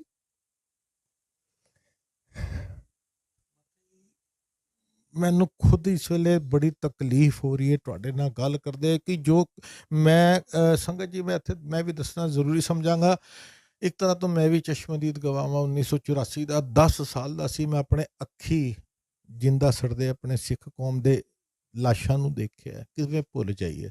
ਸਾਨੂੰ ਸਾਡੇ ਲੀਡਰ ਕਹਿ ਛੱਡਦੇ ਨੇ, ਸਾਡੇ ਸਰਕਾਰਾਂ ਕਹਿ ਦਿੰਦੀ ਹੈ ਕਿ ਕਿ ਤੁਸੀਂ 84 ਭੁੱਲ ਜਾਓ। ਜਿਸ ਤਰੀਕੇ ਮਾਤਾ ਹੀ ਦੱਸ ਰਹੇ ਨੇ, ਇੱਕ ਵਾਰ ਵਿਚਾਰੀ ਆਪਣੇ ਅੰਦਰ ਝਾਤ ਮਾਰ ਕੇ ਕਿ 84 ਦੇ ਕੁਝ ਸਾਲ ਬਾਅਦ ਜਵਾਨ ਪੁੱਤਰ ਘਰੋਂ ਚਲਾ ਜਾਏ, ਔਰ ਅੱਜ ਤੱਕ ਜਦੋਂ ਅਸੀਂ ਮਾਤਾ ਜੀ ਦੇ ਘਰ ਇੰਟਰਵਿਊ ਕਰ ਰਹੇ ਹਾਂ ਤੇ ਪਤਾ ਨਹੀਂ ਉਹ ਵਿਚਾਰਾ ਕਿੱਥੇ ਹੈ। ਇਹ ਦਰਦ ਕੀ ਅਸੀਂ ਇੱਕ ਵੀਡੀਓ 'ਚ ਕਵਰ ਕਰ ਸਕਦੇ ਹਾਂ? ਕਿ ਇਸ ਦਰਦ ਨੂੰ ਸਾਡੇ ਲੀਡਰ ਆਪਣੇ ਉੱਤੇ ਅਪਣਾ ਕੇ ਦੇਖ ਸਕਦੇ ਨੇ, ਜਿਹੜੇ ਇਹਨਾਂ ਦੀਆਂ ਲਾਸ਼ਾਂ ਦੀ ਰਾਜਨੀਤੀ ਕਰਕੇ ਆਪਣੀਆਂ ਕਮੇਟੀਆਂ, ਆਪਣੀਆਂ ਸਰਕਾਰਾਂ ਬਣਾਉਂਦੇ ਨੇ ਕਿ ਆਪਣੇ ਇੱਕ ਪੁੱਤਰ ਨੂੰ ਥੋੜੇ ਦਿਨ ਦੇ ਲਈ ਇੱਕ ਬਕਸੇ 'ਚ ਬੰਦ ਕਰਕੇ ਰੱਖ ਕੇ ਦੇਖ ਸਕਦੇ ਨੇ? ਇਹ ਉਹ ਦਰਦ ਹੈ ਜਿਹੜਾ ਸਾਡੀ ਵੀ ਮਜਬੂਰੀ ਹੈ, ਕਿਉਂਕਿ ਅਸੀਂ ਚਾਹੁੰਦੇ ਹਾਂ ਕਿ ਇਹ ਜ਼ਖਮ, ਇਹ ਤਕਲੀਫਾਂ ਦਿਖਾਈਏ ਕਿ 84 ਦੀ ਉਹ ਅੱਗ ਹਲੇ ਤੱਕ ਇਹਨਾਂ ਪਰਿਵਾਰਾਂ ਦੇ ਦਿਲਾਂ 'ਚ ਜਲ ਰਹੀ ਹੈ। ਉਹ ਦੁੱਖ ਹਲੇ ਵੀ ਇਹ ਭੋਗ ਰਹੇ ਨੇ। ਖਾਲੀ ਇੱਕ ਇੰਟਰਵਿਊ ਕਰਨਾ ਸਾਡਾ ਮਕਸਦ ਨਹੀਂ, ਉਹ ਤਕਲੀਫ ਦੁਨੀਆ ਤੱਕ ਪਹੁੰਚਾਉਣਾ ਜਿਹੜਾ ਸਾਡਾ ਪੰਥਕ ਫਰਜ਼ ਹੈਗਾ, ਅਸੀਂ ਉਸ ਫਰਜ਼ ਨੂੰ ਨਿਭਾ ਰਹੇ ਹਾਂ। ਦੁੱਖ ਇਹ ਪਰਿਵਾਰ ਭੋਗ ਰਹੇ ਨੇ, ਮਗਰ ਕੀ ਸਾਡੇ ਲੀਡਰ ਸ਼ਰਮ ਮਹਿਸੂਸ ਕਰਨਗੇ? ਆਪਣੇ ਬੱਚੇ ਨੂੰ ਇੱਕ ਵਾਰ ਜਿੰਦਾ ਸਾੜ ਕੇ ਦੇਖਣ ਕੀ ਤਕਲੀਫ ਹੁੰਦੀ ਹੈ ਆਪਣੇ ਘਰ ਦੇ ਜੀਅ ਦੇ ਜਾਣ ਦੀ। ਕਹਿਣਾ ਬੜਾ ਆਸਾਨ ਹੈ। ਨਵੰਬਰ ਦੇ ਮਹੀਨੇ 'ਚ ਮੈਂ ਹਮੇਸ਼ਾ ਆਪਣੇ ਕਈ ਸਾਲਾਂ ਤੋਂ ਜਦੋਂ ਤੋਂ ਇਸ ਪ੍ਰੋਗਰਾਮ ਨੂੰ ਕਵਰ ਕੀਤਾ, ਮੇਰੇ ਲਫ਼ਜ਼ ਕੋੜੇ ਨੇ ਮੈਂ ਹਮੇਸ਼ਾ ਵਰਤਣਾ ਕਿ 84 ਦੀ ਦੁਕਾਨਾਂ ਖੋਲ੍ਹ ਲੈਂਦੇ ਨੇ ਸਾਡੇ ਲੀਡਰ। 4-5 ਨਵੰਬਰ ਤੋਂ ਬਾਅਦ ਦੁਕਾਨ ਦਾ ਸ਼ਟਰ ਡਾਊਨ ਹੋ ਜਾਂਦਾ, ਪ੍ਰੋਟੈਸਟ ਖਤਮ ਹੋ ਜਾਂਦੇ ਨੇ। ਉਸ ਤੋਂ ਬਾਅਦ ਕੋਈ ਲੀਡਰ ਇਹਨਾਂ ਪਰਿਵਾਰਾਂ ਤੱਕ ਪਹੁੰਚ ਨਹੀਂ ਕਰਦਾ। ਮਾਤਾ ਜੀ, ਮੈਂ ਜੋ ਸਵਾਲ ਦਰਸ਼ਨ ਕੌਰ ਭੈਣ ਜੀ ਤੋਂ ਕੀਤਾ, ਤੁਹਾਡੇ ਤੋਂ ਹੀ ਪੁੱਛਣਾ। 37 ਸਾਲਾਂ 'ਚ ਕੋਈ ਸਾਡਾ ਸਿੱਖ ਲੀਡਰ ਜਿਹਦੇ ਸਿਰ ਤੇ ਪੱਗ ਰਹੀ ਹੈ, ਕੋਈ ਪੱਗ ਵਾਲਾ ਤੁਹਾਡੇ ਕੋਲ ਅੱਜ ਤੱਕ ਤੁਹਾਡੇ ਘਰ 'ਚ ਤੁਹਾਡੀ ਤਕਲੀਫ ਨੂੰ ਵੰਡਣ ਲਈ ਆਇਆ, ਪੁੱਛਣ ਲਈ? ਨਹੀਂ ਜੀ, ਕੋਈ ਨਹੀਂ ਆਇਆ, ਕੋਈ ਨਹੀਂ ਆਇਆ ਅੱਜ ਤੱਕ। ਕੀ ਕਹੋਗੇ ਫਿਰ ਜੀ ਲੀਡਰਾਂ ਨੂੰ ਜਿਹੜੇ ਤੁਹਾਡੇ ਨਾਮ ਤੇ ਰਾਜਨੀਤੀ ਕਰਦੇ? ਕੀ ਕਹਿ ਸਕਦੇ ਹਾਂ, ਉਹ ਤੇ ਅਸੀਂ ਭੁਗਤ ਰਹੇ ਹਾਂ ਨਾ, ਉਹ ਥੋੜ੍ਹਾ ਭੁਗਤ ਰਹੇ, ਉਹ ਅਸੀਂ ਭੁਗਤ ਰਹੇ ਹਾਂ। ਇਹ ਦੁੱਖ ਜਿਹੜਾ ਅਸੀਂ ਭੁਗਤ ਰਹੇ ਹਾਂ।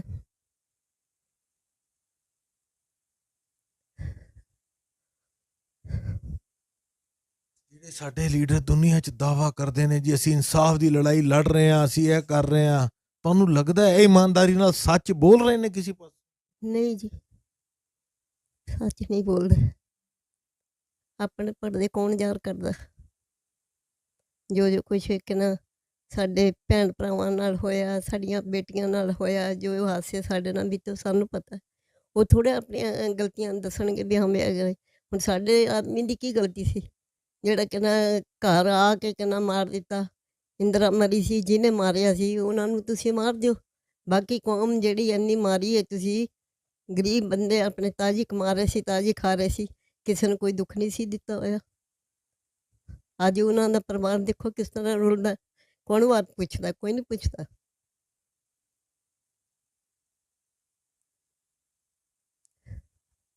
ਤੁਸੀਂ ਆਪਣੇ ਘਰ ਵਾਲੇ ਜਾਣ ਦਾ, ਉਹਨਾਂ ਦੇ ਕਤਲ ਦਾ ਕੋਈ ਪੁਲਿਸ ਵੇਲੇ ਉਸ ਵੇਲੇ ਕੋਈ ਰਿਪੋਰਟ ਕਰਾਈ, ਕੋਈ ਕੇਸ ਕੀਤਾ? ਪੁਲਿਸ ਰਿਪੋਰਟ ਕਰਾਈ ਸੀ ਪੁਲਿਸ ਰਿਪੋਰਟ।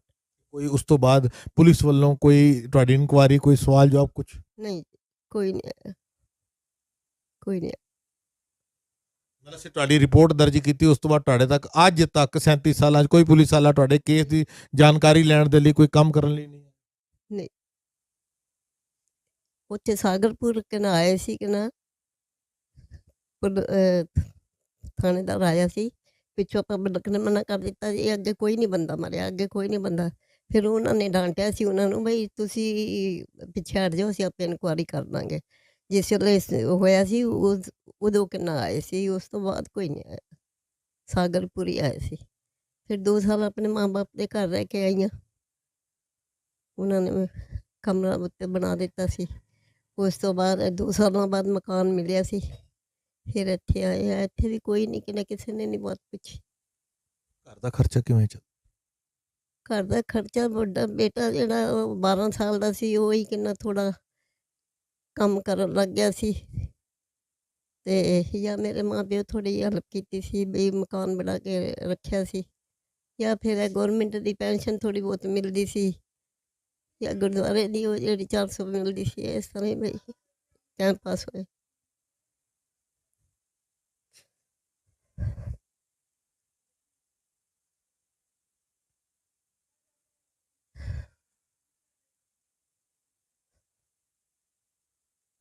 ਮਹਿਸੂਸ ਕਰ ਰਿਹਾ ਮੈਂ, ਤੁਹਾਡੀ ਅੱਖਾਂ 'ਚ ਹੰਝੂ ਦੇਖ ਰਿਹਾ, ਇਸ ਵੇਲੇ ਕੀ ਸੋਚ ਰਹੇ ਹੋ? ਕੀ ਸੋਚਾਂਗੇ ਕਹਿੰਦਾ, ਜਿਹੜੀ 4 ਦਿਨ ਦੀ ਜ਼ਿੰਦਗੀ ਹੈ ਕਹਿੰਦੇ ਬਸ ਇਹ ਵੀ ਖਤਮ ਹੋ ਜਾਵੇ ਤੇ ਸਾਰੀਆਂ ਸੋਚਾਂ ਖਤਮ ਹੋ ਜਾਣੀਆਂ। ਬੱਚੇ ਤੇ ਵੈਸੇ ਹੀ ਮੇਰੇ ਕਹਿੰਦੇ ਵਿਚਾਰੇ ਇੱਕ ਤੇ 8 ਸਾਲ ਹੋ ਗਏ, ਕਹਿੰਦੇ 10-12 ਸਾਲ ਹੋ ਗਏ, 2008 ਦਾ ਗਿਆ ਹੈ। ਅੱਜ ਤੱਕ ਉਸ ਮੁੰਡੇ ਦੀ ਉਗ ਸੁਗ ਨਹੀਂ ਲੱਗੀ। ਦੂਸਰਾ ਮੁੰਡਾ ਕਹਿੰਦਾ ਡਿਪਰੈਸ਼ਨ 'ਚ, ਉਹਦੀਆਂ 3 ਕੁੜੀਆਂ ਨੇ।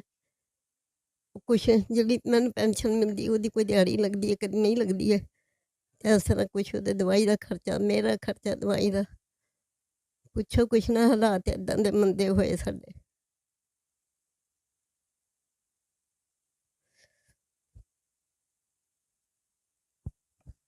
ਬੁੱਢੀਆਂ ਅੱਖਾਂ ਦਾ ਦਰਦ ਤੁਹਾਡੇ ਸਾਹਮਣੇ ਹੈ ਸੰਗਤ ਜੀ। ਸਾਡੇ ਲੀਡਰਾਂ ਨੇ ਸਭ ਕੁਝ ਕਰ ਲਿਆ, ਉਹੀਓ ਲਫ਼ਜ਼ ਉਹੀਓ ਸਵਾਲ ਪੁੱਛਦੇ ਸਾਨੂੰ ਵੀ ਤਕਲੀਫ ਹੁੰਦੀ ਹੈ। ਅੱਜ ਤੱਕ ਪਿਛਲੇ 37 ਸਾਲਾਂ 'ਚ ਕਿਸੇ ਨੇ ਇਹਨਾਂ ਦੇ ਜ਼ਖਮ ਨਹੀਂ ਪੂੰਝੇ। ਇਹ ਗੱਲ ਅਸੀਂ 3-4 ਪਰਿਵਾਰਾਂ 'ਚ ਬੈਠ ਕੇ ਕਰ ਰਹੇ ਹਾਂ, ਜਦਕਿ ਦਿੱਲੀ ਦੇ ਅੰਦਰ ਲਗਭਗ 10 ਤੋਂ 15 ਹਜ਼ਾਰ ਪਰਿਵਾਰਾਂ ਦੇ ਉੱਤੇ ਘਟਨਾ ਵਾਪਰੀ। ਔਰ ਜਿਸ ਵੇਲੇ ਮੈਂ ਗੱਲ ਕਰ ਰਿਹਾ, ਮੈਂ ਕਹਾਂਗਾ ਇੱਕ ਵਾਰ ਦਿਖਾਈਏ। ਮੇਰੇ ਨਾਲ 4 ਮੇਰੀਆਂ ਮਾਵਾਂ, ਮੇਰੀਆਂ ਭੈਣਾਂ ਬੈਠੀਆਂ ਨੇ, ਉਹ 4ਾਂ ਦੇ ਅੱਖਾਂ ਦੇ ਹੰਝੂ ਤੁਹਾਨੂੰ ਆਪਾਂ ਦਿਖਾ ਰਿਹਾ ਗਿਆ। ਤਕਲੀਫ ਹੁੰਦੀ ਹੈ ਦਿਖਾਉਣ ਵੇਲੇ, ਮਗਰ ਸੱਚਾਈ ਦਿਖਾਉਣਾ ਸਾਡਾ ਫਰਜ਼ ਹੈ। ਅਸੀਂ ਆਪਣੇ ਫਰਜ਼ ਨੂੰ ਨਿਭਾ ਰਹੇ ਹੈਗੇ ਹਾਂ। ਸਾਡੀਆਂ ਅੱਖਾਂ ਦੇ ਅੰਦਰ ਵੀ ਹੰਝੂ ਨੇ, ਮਗਰ ਸਾਡੇ ਲੀਡਰ ਕੀ ਕਰ ਰਹੇ ਨੇ? ਅਸੀਂ ਗੈਰਾਂ ਦੀ ਗੱਲ ਕਰਨੇ ਆ, ਸਰਕਾਰਾਂ ਦੀ ਗੱਲ ਕਰਨੇ ਆ, ਕਾਂਗਰਸ, ਬੀਜੇਪੀ, ਕੇਜਰੀਵਾਲ ਦੀ ਗੱਲ ਕਰਨਾ। ਸਾਡੇ ਸਿੱਖ ਲੀਡਰਾਂ ਨੇ ਕੀ ਕੀਤਾ ਇਹਨਾਂ ਦੇ ਲਈ? ਬੜਾ ਵੱਡਾ ਸਵਾਲ ਹੈ। ਸਾਡੇ ਸਾਰਿਆਂ ਨੂੰ ਆਪਣੇ ਸਿੱਖ ਲੀਡਰਾਂ ਤੋਂ ਗਿਰਬਾਨ ਤੋਂ ਫੜ ਕੇ, ਮੈਂ ਇੱਕ ਲਫ਼ਜ਼ ਵਰਤਾਂਗਾ, ਮੇਰੇ ਲਫ਼ਜ਼ ਕੋੜੇ ਨੇ, ਜਿਸ ਵੇਲੇ ਵੋਟ ਮੰਗਣ ਵਾਲੇ ਲੀਡਰ ਆਉਂਦੇ ਨੇ ਤੇ ਇਹਨਾਂ ਦੇ ਗਿਰਬਾਨ ਪਕੜ ਕੇ ਇਹਨਾਂ ਤੋਂ ਸਵਾਲ ਕਰਨਾ ਚਾਹੀਦਾ ਕਿ ਤੁਸੀਂ ਸਾਡੀ ਕੌਮ ਲਈ ਕੀ ਕੀਤਾ।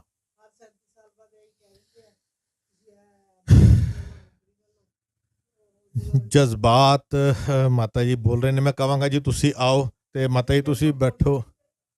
ਮਾਤਾ ਜੀ ਮੈਂ ਚਾਹੁੰਦਾ ਤੁਸੀਂ ਅੱਜ ਬੋਲੋ। ਆਓ ਮਾਤਾ ਜੀ ਤੁਸੀਂ ਉੱਠ ਕੇ ਆਓ। ਦਿਖਾ ਉਹਨਾਂ ਨੂੰ। ਮੈਂ ਉੱਧਰ ਆ ਜਾਣਾ। ਮਾਤਾ ਜੀ ਤੁਸੀਂ ਆਓ, ਕਿਉਂਕਿ ਇਹ ਤਕਲੀਫ ਦਿਖਾਉਣਾ ਸਾਡਾ ਫਰਜ਼ ਹੈਗਾ ਕਿ ਇਹ ਉਹ ਤਕਲੀਫ ਹੈ ਜਿਹੜੀ ਹੰਝੂਆਂ ਦੇ ਰਾਹੀਂ ਅਸੀਂ ਤੁਹਾਨੂੰ ਦਿਖਾ ਰਹੇ ਹਾਂ। ਸਾਨੂੰ ਵੀ ਤਕਲੀਫ ਹੈ। ਮੈਂ ਇੱਕ ਪੁੱਤਰ ਬਣ ਕੇ ਮਾਤਾ ਕੋਲ ਮਾਫੀ ਮੰਗਣਾ, ਮਗਰ ਮੈਂ ਆਪਣਾ ਫਰਜ਼ ਨਿਭਾ ਰਿਹਾ ਕਿ ਬਾਹਰ ਬੈਠੇ ਸਿੱਖਾਂ ਨੂੰ ਪਤਾ ਤੇ ਲੱਗੇ ਸਾਡੀਆਂ ਮਾਵਾਂ, ਸਾਡੀਆਂ ਭੈਣਾਂ ਕਿਹੜੀ ਤਕਲੀਫ ਵਿੱਚ ਨਿਕਲ ਰਹੀਆਂ ਨੇ। ਮਾਤਾ ਜੀ ਪਹਿਲੇ ਨਾਂ ਦੱਸੋ। ਅਮਰਜੀਤ ਕੌਰ। ਇੰਨਾ ਦੁੱਖ ਭਰਿਆ ਹੋਇਆ, ਕੀ ਕਹੋਗੇ? ਮੇਰਾ 2 ਮਹੀਨੇ ਹੋ ਗਏ, ਮੇਰਾ ਬੇਟਾ ਦਾ ਐਕਸੀਡੈਂਟ ਹੋ ਗਿਆ। ਬੜਾ ਜ਼ਬਰਦਸਤ ਐਕਸੀਡੈਂਟ ਹੋਇਆ ਵਾ।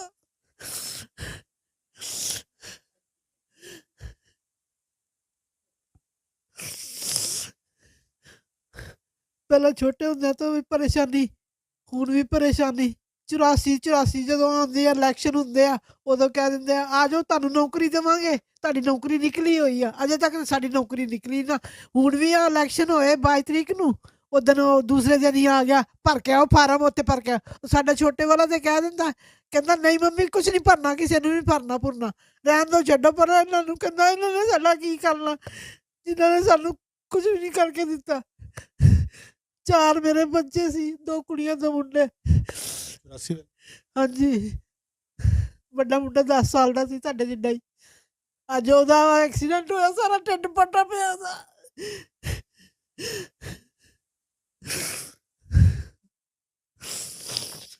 ਅੱਜ 2 ਮਹੀਨੇ ਹੋ ਗਏ। ਇੰਨੀ ਪਰੇਸ਼ਾਨੀ ਹੋਈ ਪਈ ਹੈ, ਪੁੱਛੋ ਕੁਝ ਨਾ। ਚਾਹੇ ਵਾਹਿਗੁਰੂ ਨੇ ਸਾਨੂੰ ਸਭ ਕੁਝ ਦਿੱਤਾ, ਪਰ ਸਾਡੇ ਆਦਮੀਆਂ ਨੇ ਤਾਂ ਕੁਛ ਨਹੀਂ ਸੀ ਵਿਗਾੜਿਆ ਕਿਸੇ ਦਾ ਵੀ। 2 ਭਰਾ ਮਾਰੇ ਗਏ, ਇੱਕ ਦਿਓਰ ਸੀ, ਇੱਕ ਜੇ ਘਰ ਵਾਲਾ ਸੀ ਮੇਰਾ। 84 ਵੇਲੇ ਕਿੱਥੇ ਰਹਿੰਦੇ ਅਸੀਂ ਤ੍ਰੀਨਗਰ ਰਹਿੰਦੇ ਸੀ। ਸਭ ਕੁਝ ਤੁਸੀਂ ਆਪਣੇ ਅੱਖੀ ਦੇਖਿਆ, ਤੁਹਾਡੀ ਅੱਖਾਂ ਦੇ ਸਾਹਮਣੇ ਮੇਰੇ ਸਾਹਮਣੇ, ਸਾਡੇ ਸਾਹਮਣੇ ਕੁਝ ਨਹੀਂ ਹੋਇਆ। ਸਵੇਰੇ ਕੰਮ ਤੇ ਚਲੇ ਗਏ 1 ਤਰੀਕ ਨੂੰ, ਬਾਦਲੀ ਕੰਮ ਚੱਲਦਾ ਸੀ। 1 ਮਹੀਨਾ ਤੇ 4 ਦਿਨ ਹੋਏ ਸੀ ਬਾਹਰੋਂ ਆਇਆ ਨੂੰ ਉਹਨਾਂ ਨੂੰ। 1 ਮਹੀਨੇ 4 ਦਿਨ ਚ ਕੰਮ ਵੀ ਮਿਲ ਗਿਆ, ਲੇਬਰ ਵੀ ਮਿਲ ਗਈ, ਸਭ ਕੁਝ ਹੋ ਗਿਆ, ਸ਼ੁਰੂ ਕਰਤਾ। ਉੱਥੇ ਗਏ, ਉੱਥੇ ਉਹਨਾਂ ਨੇ ਮਜ਼ਦੂਰਾਂ ਨੇ ਮਾਰ ਦਿੱਤਾ ਸਾਰਿਆਂ ਨੇ, ਮਜ਼ਦੂਰਾਂ ਨੇ ਮਾਰ ਦਿੱਤਾ ਸਾਰਿਆਂ ਨੇ ਰਲ ਮਿਲ ਕੇ। ਕਿ ਜਿੱਥੇ ਕੰਮ ਕਰਦੇ ਸੀ ਉਧਰ ਦੇ ਮਜ਼ਦੂਰਾਂ ਨੇ ਮਾਰ ਉੱਥੋਂ ਦੇ ਬੰਦੇ ਨੇ ਮਾਰਤਾ। ਉੱਥੇ ਦੋਵਾਂ ਭਰਾਵਾਂ ਨੂੰ ਇਕੱਠਿਆਂ ਹੀ ਮੋਟਰਸਾਈਕਲ ਸਾੜਤਾ। ਮੁੜ ਕੇ ਪਤਾ ਨਹੀਂ ਉਹਨਾਂ ਨੂੰ ਕਿੱਥੇ ਸੁੱਟਤਾ ਤੇ ਕਿੱਥੇ ਨਹੀਂ ਸੁੱਟਤਾ। ਤ੍ਰੀਨਗਰ ਕੁਝ ਨਹੀਂ ਸੀ ਹੋਇਆ। ਤ੍ਰੀਨਗਰ ਤੇ ਸਾਡਾ ਏਦਾਂ ਸੀ, ਇੱਕ ਘਰ ਸਰਦਾਰਾਂ ਦਾ ਸੀ, ਇੱਕ ਹਿੰਦੂਆਂ ਦਾ ਸੀ, ਇੱਕ ਸਰਦਾਰਾਂ ਦਾ, ਇੱਕ ਹਿੰਦੂਆਂ ਦਾ। ਉੱਥੇ ਕੁਝ ਨਹੀਂ ਸੀ ਹੋਇਆ। ਅੱਜ ਤੱਕ ਦੇ 2,500 ਰੁਪਇਆ ਪੈਨਸ਼ਨ ਦਿੰਦੇ ਆ, ਉਹ ਵੀ ਮੋਬਾਈਲ ਕਦੀ ਦਿੰਦੇ ਕਦੀ ਨਹੀਂ ਦਿੰਦੇ। 10-10 ਸਵਾਲ ਕਰਦੇ ਆ ਲੋਕਾਂ ਦੇ, 5-5 10-10 ਹਜ਼ਾਰ ਰੁਪਇਆ ਪੈਨਸ਼ਨ ਮਿਲ ਰਹੀ ਹੈ, ਸਾਨੂੰ ਕੁਝ ਵੀ ਨਹੀਂ ਮਿਲ ਰਿਹਾ। ਜਦੋਂ ਜਾਈਦਾ ਉਦੋਂ, ਜਦੋਂ ਕਿਸੇ ਕਹਿੰਦਾ ਸਾ ਕੋਈ ਜਾ ਕੇ ਰਾਜੀ ਨਹੀਂ ਹੈ, ਉਹ ਆਪਣਾ ਕਹਿੰਦਾ ਪਹਿਲਾਂ ਮੈਂ ਢਿੱਡ ਭਰ ਲਾਂ ਆਪਣਾ, ਫੇਰ ਹੀ ਇਹਨਾਂ ਦਾ ਭਰਾਂਗਾ। ਕੋਈ ਸਾਡੇ ਨਾਲ ਜਾ ਕੇ ਰਾਜੀ ਨਹੀਂ ਹੈਗਾ ਕਿਤੇ ਵੀ। ਹੁਣ ਨੌਕਰੀ ਵਾਸਤੇ ਫਾਰਮ ਭਰੇ, ਫਿਰ ਦੁਬਾਰਾ ਉਧਰ ਜਿੱਧਰ ਜਿੱਤਿਆ ਉਧਰ ਹੀ ਆ ਗਿਆ, ਦੂਜੇ ਦਿਨ ਹੀ ਕਹਿਣ ਵਾਸਤੇ। ਮੈਂ ਤਾਂ ਜਾਣ ਨਹੀਂ ਸੀ ਰਹੀ ਸੀ, ਮਿੰਟੂ ਤਾਂ ਜਾ ਨਹੀਂ ਸੀ ਰਿਹਾ ਸੀ, ਕਹਿੰਦਾ ਮੈਂ ਨਹੀਂ ਜਾਣਾ ਮੰਮੀ। ਹੈਂ, ਕਹਿੰਦਾ ਕਿੱਥੇ ਭਰਨਾ? ਕਹਿੰਦਾ ਆਤਮਾ ਸਿੰਘ ਨੇ ਵੀ ਤਾਂ ਭਰਵਾਏ ਸੀਗੇ, ਉੱਥੇ ਵੀ ਤਾਂ ਭਰ ਕੇ ਆਏ ਸਾਂ, ਸਭ ਕੁਝ ਕਰਕੇ ਆਏ। 65 ਨੰਬਰ 65 ਬੰਦੇ, 65 ਦਾ ਇੱਕ 65 ਛੱਡ ਕੇ ਇੱਕ ਦਾ ਵੀ ਨਾ ਆਇਆ, ਕਿਸੇ ਦਾ ਵੀ ਨਾ। ਕਿਸੇ ਦਾ ਤਾਂ ਨਾਮ ਦੇ ਦਿਓ ਤੁਸੀਂ ਆਪਣੇ। ਤੁਸੀਂ ਆਪਣੇ ਗੁਰਦੁਆਰੇ 'ਚ ਦੇਖੋ ਤਾਂ ਸਾਰੇ ਉਹ ਆਪਣੇ ਲਾਏ ਹੁੰਦੇ ਆ, ਜਿਹੜੇ ਜੋ ਵੀ ਕੁਛ ਹੈ, ਜੋ ਵੀ ਆਪਣੇ ਚਾਹੇ ਭਾਈ ਵਾਲਾ, ਭਾਵੇਂ ਉਹਨਾਂ ਨੂੰ 5,000 ਦੇ ਦੇਣ, ਭਾਵੇਂ 2,000 ਦੇ ਦੇਣ, ਭਾਵੇਂ 4,000 ਦੇ ਦੇਣ, ਉਹਨਾਂ ਨੂੰ ਦੇਣੇ ਬਸ। ਦੂਜਿਆਂ ਨੂੰ, ਦੂਜੇ ਤਾਂ ਪਾਗਲ ਹੈਗੇ ਆ। ਸਾਰੀ ਜ਼ਿੰਦਗੀ ਏਦਾਂ ਹੀ ਨਿਕਲ ਗਈ ਆ, ਜਿਹੜੀ ਥੋੜੀ ਬਹੁਤੀ ਹੈਗੀ ਆ ਉਹ ਓਦਾਂ ਦੁੱਖਾਂ 'ਚ ਨਿਕਲ ਜਾਂਦੀ ਆ।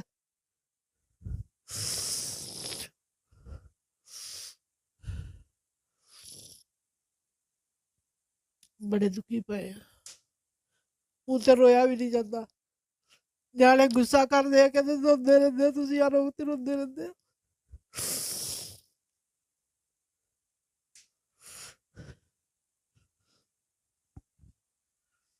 ਸੰਗਤ ਜੀ, ਹਕੀਕਤ ਵਿੱਚ ਮੇਰੀ ਹਿੰਮਤ ਖਤਮ ਹੋ ਗਈ ਸਵਾਲ ਪੁੱਛਣ ਦੀ।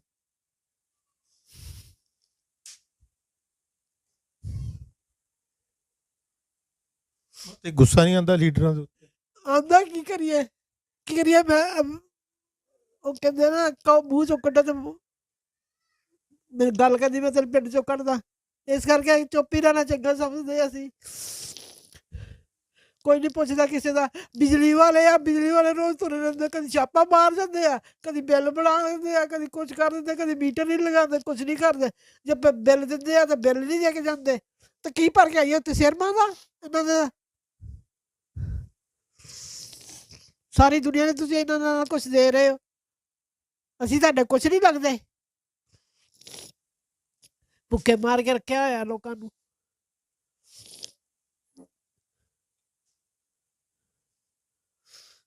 ਕਿਤੇ ਜਾਓ, ਕਿਤੇ ਕੁਛ ਕਰੋ।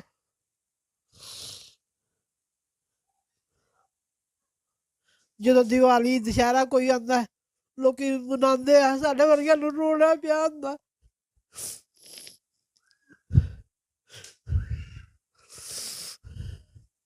ਪੂਰਾ ਢਿੱਡ ਪਾਟਾ ਪਿਆ ਮੇਰੇ ਮੁੰਡੇ ਦਾ, 26 ਟਾਂਕੇ ਲੱਗੇ। ਹਸਪਤਾਲ ਵਿੱਚ ਨਹੀਂ, ਘਰ ਹੀ ਆ। 2 ਮਹੀਨੇ ਹੋ ਗਏ, ਮਹੀਨਾ ਹੋ ਗਿਆ ਆਪਰੇਸ਼ਨ ਹੋਏ।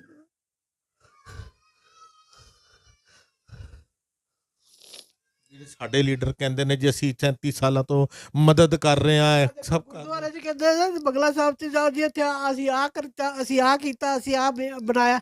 ਕੁਛ ਨਹੀਂ ਆ। ਜਾਓ ਤੇ ਉੱਥੇ ਵੀ ਪੈਸੇ ਹੀ ਲੱਗਦੇ ਆ। ਇੰਨੇ ਨਹੀਂ ਤੇ ਇੰਨੇ ਦਿਓਗੇ ਤੇ ਇਹ ਕੰਮ ਹੋਏਗਾ ਤੁਹਾਡਾ, ਨਹੀਂ ਤੇ ਨਹੀਂ ਹੋਏਗਾ। ਉੱਦਾਂ ਤੁਸੀਂ ਇਲਾਜ ਕਰਦੇ ਹੋ ਕਿਸੇ ਗਰੀਬ ਦਾ, ਕਰਕੇ ਦੇਖੋ ਨਾ। ਉਹ ਡਾਕਟਰ ਨੂੰ ਅਸੀਂ ਪੈਸੇ ਦੇ ਕੇ ਆਈਏ? ਆਪਣੇ ਵਾਸਤੇ ਕਰਦੇ ਹੋ। ਆਪਣੇ ਤੁਹਾਡੇ ਰਿਸ਼ਤੇਦਾਰ ਹੈਗੇ ਜਿਨ੍ਹਾਂ ਨੂੰ ਤੁਸੀਂ ਲਿਜਾ ਕੇ ਮੁਫਤ ਦਵਾਈਆਂ ਦਿੰਦੇ ਆ ਜੀ, ਫਲਾਨ ਕਰਦੇ ਆ, ਅਸੀਂ ਆਹ ਕੈਂਪ ਖੋਲੇ, ਅਸੀਂ ਅਲਟਰਾਸਾਊਂਡ ਕਰਦੇ ਆ, ਫਲਾਨ ਕਰਦੇ।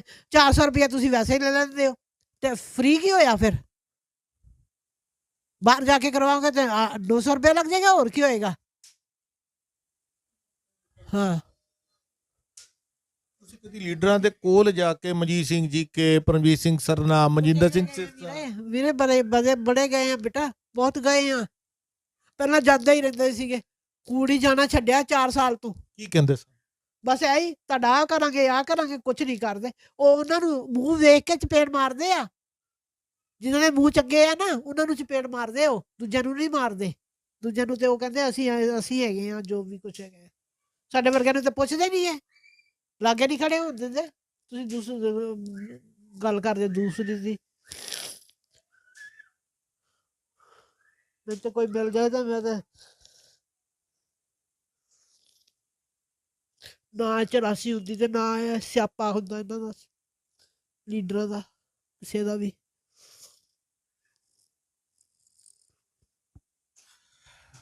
ਦਰਦ, ਤਕਲੀਫ, ਉਹ ਸਿਰਫ ਇਹ ਜਿਹੜੀ ਟੀਸ ਮੈਂ ਮਹਿਸੂਸ ਕਰ ਰਿਹਾ। ਔਰ ਇਹ ਰਿਕਾਰਡਿੰਗ ਦੇਖਣ ਤੋਂ ਬਾਅਦ, ਸਾਡੇ ਇੰਟਰਵਿਊ ਦੇਖਣ ਤੋਂ ਬਾਅਦ ਤੁਸੀਂ ਬਾਹਰ ਬੈਠੇ ਪੂਰੇ ਵਰਲਡ ਦੇ ਸਿੱਖ ਦੇਖ ਰਹੇ ਹੋਣਗੇ, ਵਿਚਾਰੀਏ ਸਾਡੇ ਲੀਡਰ ਕੀ ਕਰ ਰਹੇ ਨੇ। ਇਹਨਾਂ ਪਰਿਵਾਰਾਂ ਦੀ ਤਕਲੀਫ ਕਿੰਨੇ ਪੁੱਛਣੀ ਹੈ। ਕਹਿਣ ਨੂੰ ਅਸੀਂ ਪੂਰੀ ਦੁਨੀਆ 'ਚ ਲੰਗਰ ਲਾਉਂਦੇ ਹਾਂ, ਖਾਲਿਸਤਾਨ ਦੀਆਂ ਗੱਲਾਂ ਕਰਨੇ ਆ ਕਿ ਅਸੀਂ ਆਪਣਾ ਵੱਖਰਾ ਰਾਜ ਲਿਆਵਾਂਗੇ। ਆਪਣੇ ਜ਼ਖਮਾਂ ਦੇ ਜਿਹੜੇ ਜ਼ਖਮ ਇਹ ਪੀੜਿਤ ਨੇ, ਹੋਰ ਕਿਤੇ ਕਿਸੇ ਨੂੰ ਕੀ ਦੇਣਾ ਜਿਹਨਾਂ ਨੂੰ ਜ਼ਖਮਾਂ ਤੇ ਇਹਨਾਂ ਨੇ ਕੀ ਕਰਨਾ? ਲੰਗਰ ਲਗਾ ਕੇ ਲੋਕਾਂ ਨੂੰ ਖਵਾਉਣਾ ਨਾ। ਦੂਸਰੇ ਭੈਣ ਭਰਾ ਨੂੰ ਤੇ ਪੁੱਛਣਾ ਕਿ ਤੁਸੀਂ ਭੁੱਖੇ ਬੈਠੇ ਹੋ ਕਿ ਰੱਜੇ ਬੈਠੇ ਹੋ। ਆ ਕਰੋਨਾ ਦੇ ਵਿੱਚ ਕਿਹੜਾ ਕਿਸੇ ਨੇ ਸਾਨੂੰ ਆ ਕੇ ਪੁੱਛ ਲਿਆ? ਆਪਣੀ ਮੁਸੀਬਤ ਨਾਲ ਹੀ ਭਾਵੇਂ ਰੁੱਖੀਆਂ ਖਾਧੀਆਂ ਭਾਵੇਂ ਸੁੱਕੀਆਂ ਖਾਧੀਆਂ, ਜਿੱਦਾਂ ਮਰਜ਼ੀ ਖਾਧੀਆਂ। 3-3 ਮਹੀਨੇ 4-4 ਮਹੀਨੇ ਵਿਹਲੇ ਬੈਠੇ ਰਹੇ ਨਾ।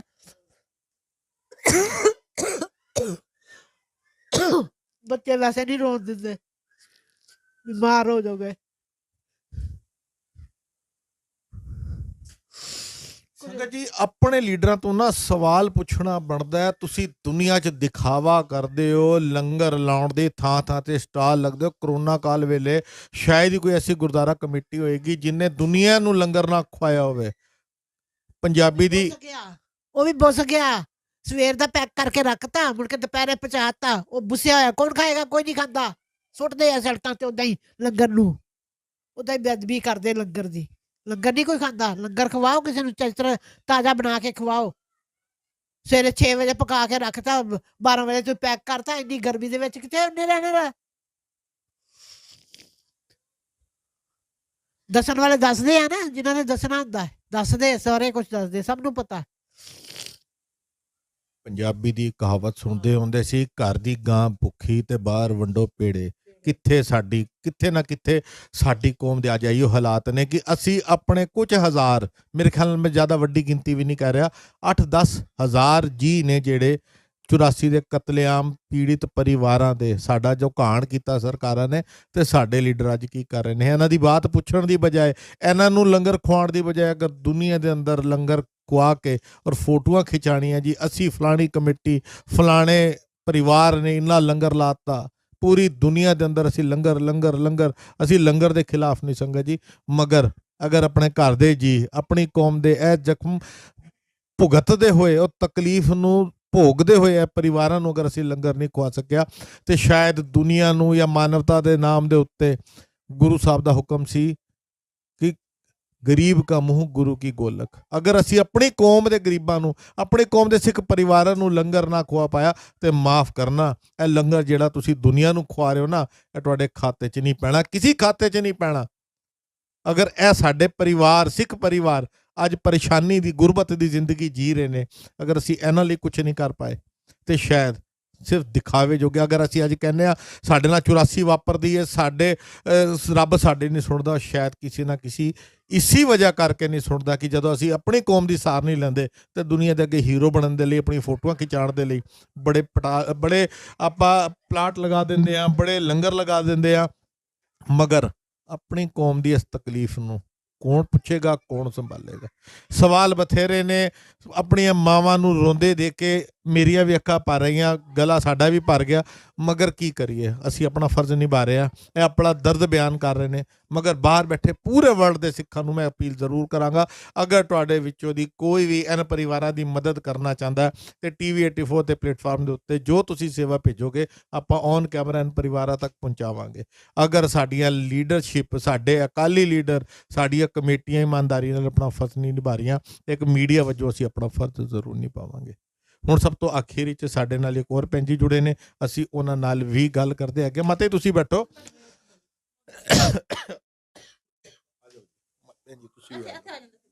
ਆਪ ਜੀ ਆ ਜਾਓ। ਸੰਗਤ ਜੀ ਅਸੀਂ ਅਨਕਟ ਇੰਟਰਵਿਊ ਤੁਹਾਨੂੰ ਦਿਖਾ ਰਹੇ ਹੈਗੇ ਆ, ਕੋਈ ਕਟਿੰਗ ਨਹੀਂ ਕੀਤੀ, ਲਗਾਤਾਰ ਚੱਲ ਰਿਹਾ, ਕਿਉਂਕਿ ਜਿਸ ਪਰਿਵਾਰ ਦੇ ਵਿਚਕਾਰ ਅੱਜ ਅਸੀਂ ਬੈਠੇ ਆ, ਰਘਵੀਰ ਨਗਰ ਦੀ ਕਲੋਨੀ ਦੇ ਨਾਲ ਲੱਗਦੀ ਸ਼ਹੀਦ ਭਗਤ ਸਿੰਘ ਕਲੋਨੀ।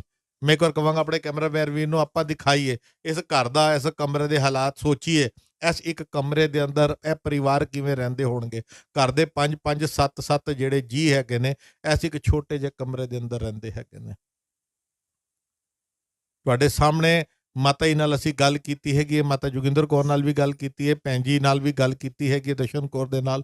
ਆਪਾਂ ਉਹ ਤਕਲੀਫ, ਉਹ ਪਰੇਸ਼ਾਨੀ ਤੁਹਾਨੂੰ ਦਿਖਾ ਰਿਹਾ, ਜਿਹੜੀ ਅਸੀਂ ਸਿਰਫ ਹਾਲੇ 4 ਜੀਆਂ ਨਾਲ ਗੱਲ ਕੀਤੀ ਹੈ, ਜੋ ਸ਼ਾਇਦ ਮੇਰੇ ਹਿਸਾਬ ਨਾਲ, ਅਗਰ ਮੈਂ ਗਲਤ ਨਹੀਂ ਆ, ਸ਼ਾਇਦ ਹੀ ਕਿਸੇ ਹੋਰ ਚੈਨਲ ਦੇ ਨਾਲ ਅੱਜ ਤੋਂ ਪਹਿਲੇ ਗੱਲ ਕੀਤੀ ਹੋਏਗੀ, ਜਾਂ ਸਿਰਫ ਜਿਨ੍ਹਾਂ ਨੇ 2 ਮਿੰਟ ਦੀ ਬਾਈਟ ਲੈ ਲਈ ਹੋਏਗੀ ਜੀ ਕੀ ਕਰਨ ਆਏ ਸੀ ਜੀ। ਮਗਰ ਇਹਨਾਂ ਦੀ ਤਕਲੀਫ ਇਹਨਾਂ ਦੇ ਘਰ ਪਹੁੰਚ ਕੇ ਕਿੰਨੇ ਕੁ ਚੈਨਲ ਆਉਂਦੇ ਨੇ ਤੇ ਕਿੰਨੇ ਤਕਲੀਫ ਦਿਖਾਉਣ ਦੀ ਕੋਸ਼ਿਸ਼ ਕਰਦੇ ਹੈਗੇ ਨੇ। ਤੇ ਸਾਡੇ ਨਾਲ ਭੈਣ ਜੀ ਜੁੜ ਚੁੱਕੇ ਨੇ। ਭੈਣ ਜੀ ਵਾਹਿਗੁਰੂ ਜੀ ਕਾ ਖਾਲਸਾ, ਵਾਹਿਗੁਰੂ ਜੀ ਕਾ ਖਾਲਸਾ, ਵਾਹਿਗੁਰੂ ਜੀ ਕੀ ਫਤਿਹ। ਆਪ ਜੀ ਦਾ ਨਾਮ? ਮੇਰਾ ਨਾਮ ਸੁਖਵਿੰਦਰ ਕੌਰ। ਸੁਖਿੰਦਰ ਕੌਰ ਜੀ, 84 ਵੇਲੇ ਤੁਸੀਂ ਕਿੱਥੇ? ਅਸੀਂ ਰਹਿੰਦੇ ਸੀ ਨਾਂਗਲੋਈ। ਕੀ ਵਾਪਰਿਆ 84? ਨਾਂਗਲੋਈ ਇਸ ਤਰ੍ਹਾਂ ਜੀ, ਮੈਂ ਤੇ ਜਿਹੜੇ ਸਾਡੇ ਫਾਦਰ ਸਾਹਿਬ ਨੇ ਉਹ ਕਾਂਗਰਸ ਦੇ ਬਹੁਤ ਅੱਛੇ ਹੋ ਗਏ ਸੀ। ਅੱਛਾ, ਤੇ ਮਤਲਬ ਇੰਦਰਾ ਗਾਂਧੀ ਜੀ ਨਾਲ ਉਹਨੇ ਜੇਲਾਂ ਵੀ ਕੱਟੀਆਂ, ਮਤਲਬ ਬਹੁਤ ਅੱਛੇ ਸੀ। ਕੀ ਨਾਮ ਸੀ ਆਪ ਜੀ ਦਾ? ਮੇਰੇ ਫਾਦਰ ਸਾਹਿਬ ਸਰਦਾਰ ਜਸਵੰਤ ਸਿੰਘ। ਤੇ ਰਾਤ ਨੂੰ ਜਿਸ ਤਰ੍ਹਾਂ ਖਬਰ ਨਿਊਜ਼ ਆਈ, ਰੇਡੀਓ ਸੁਣਦੇ ਰਹਿੰਦੇ ਸੀ ਕਿ ਐਸੇ ਇੰਦਰਾ ਗਾਂਧੀ ਖਤਮ ਹੋ ਗਈ, ਮਾਰਦਾ। ਦੇਖੋ ਕਿ ਮੈਂ ਆਪਣੇ ਫਾਦਰ ਨੂੰ ਬਿਲਕ ਕੇ ਰੋਂਦੇ ਦੇਖਿਆ। ਉਸ ਸਾਡੇ ਘਰ ਰੋਟੀ ਨਹੀਂ ਬਣੀ ਰਾਤ ਨੂੰ। ਮਤਲਬ ਅਸੀਂ 7-8 ਭੈਣ ਭਰਾ ਗਏ ਸੀ, ਛੋਟੇ ਸਾਰੇ, ਕੋਈ 8 ਸਾਲ ਦਾ, ਕੋਈ 7 ਸਾਲ ਦਾ, ਕੋਈ ਇਸ ਤਰ੍ਹਾਂ। ਮੈਂ 19 ਸਾਲ ਦੀ ਸੀ ਉਸ ਨਾਲ। ਰੋਟੀ ਵੀ ਨਹੀਂ ਬਣੀ ਸਾਡੇ ਘਰ ਉਸ ਦਿਨ। ਮਤਲਬ ਅਸੀਂ ਇੰਨਾ ਪਿਆਰ ਕਰਦੇ ਸੀ, ਉਸੇ ਉਹੀ ਵਜ੍ਹਾ ਨਾਲ ਸਾਡੇ ਅਸੀਂ ਅੱਜ ਤੱਕ ਅਸੀਂ ਬਰਬਾਦ ਘੁੰਮਦੇ ਪਏ। ਸਵੇਰੇ ਅਸੀਂ, ਚਲੋ ਜੋ ਵੀ ਮੇਰੇ ਹਸਬੈਂਡ ਸਵੇਰੇ ਨੌਕਰੀ ਕਰਦੇ ਸੀ, ਚਲੇ ਗਏ। घंटा 1.5 घंटा होया सी, आके लोग 2-4 भज्जे आए, सरदार जी आपके दामाद को मार दिया लोगों ने। फिर पता निकले बाहर की होया कि फिर पता लग गया जी कि भी यह काम होया भी लोग मारते पे ने सरदारां नूं। कोई उधरों भज आ रहा, कोई उधरों भज आ रहा। तो साढ़े पिछे फैमिली अच्छी सी रहिंदे सी हरिजन, उन्होंने फटाफट जिस तरह सुनिया भी भीड़ आ रही है, उन्होंने साढ़े फादर साहब नूं लै गए अपने घर। तो भरा मेरे छोटे से, मम्मी ने फटाफट अंदर किसी के घर ले जाके गुत्तां करतियां, फराकां पवातियां, जाओ तुसी बाहर बह जाओ, तुहानूं कोई इधर ना आना, तुसी निकल। हो गया काम। फिर जी आ गई भीड़, आ गई, सरदार जी को ढूंढो, सरदार जी कहाँ, सरदार जी कहाँ, सरदार जी वो नहीं सी घर। अच्छा, फिर जी नाल एक राजस्थानी फैमिली सी, वो मैनू लै गए अपने घर।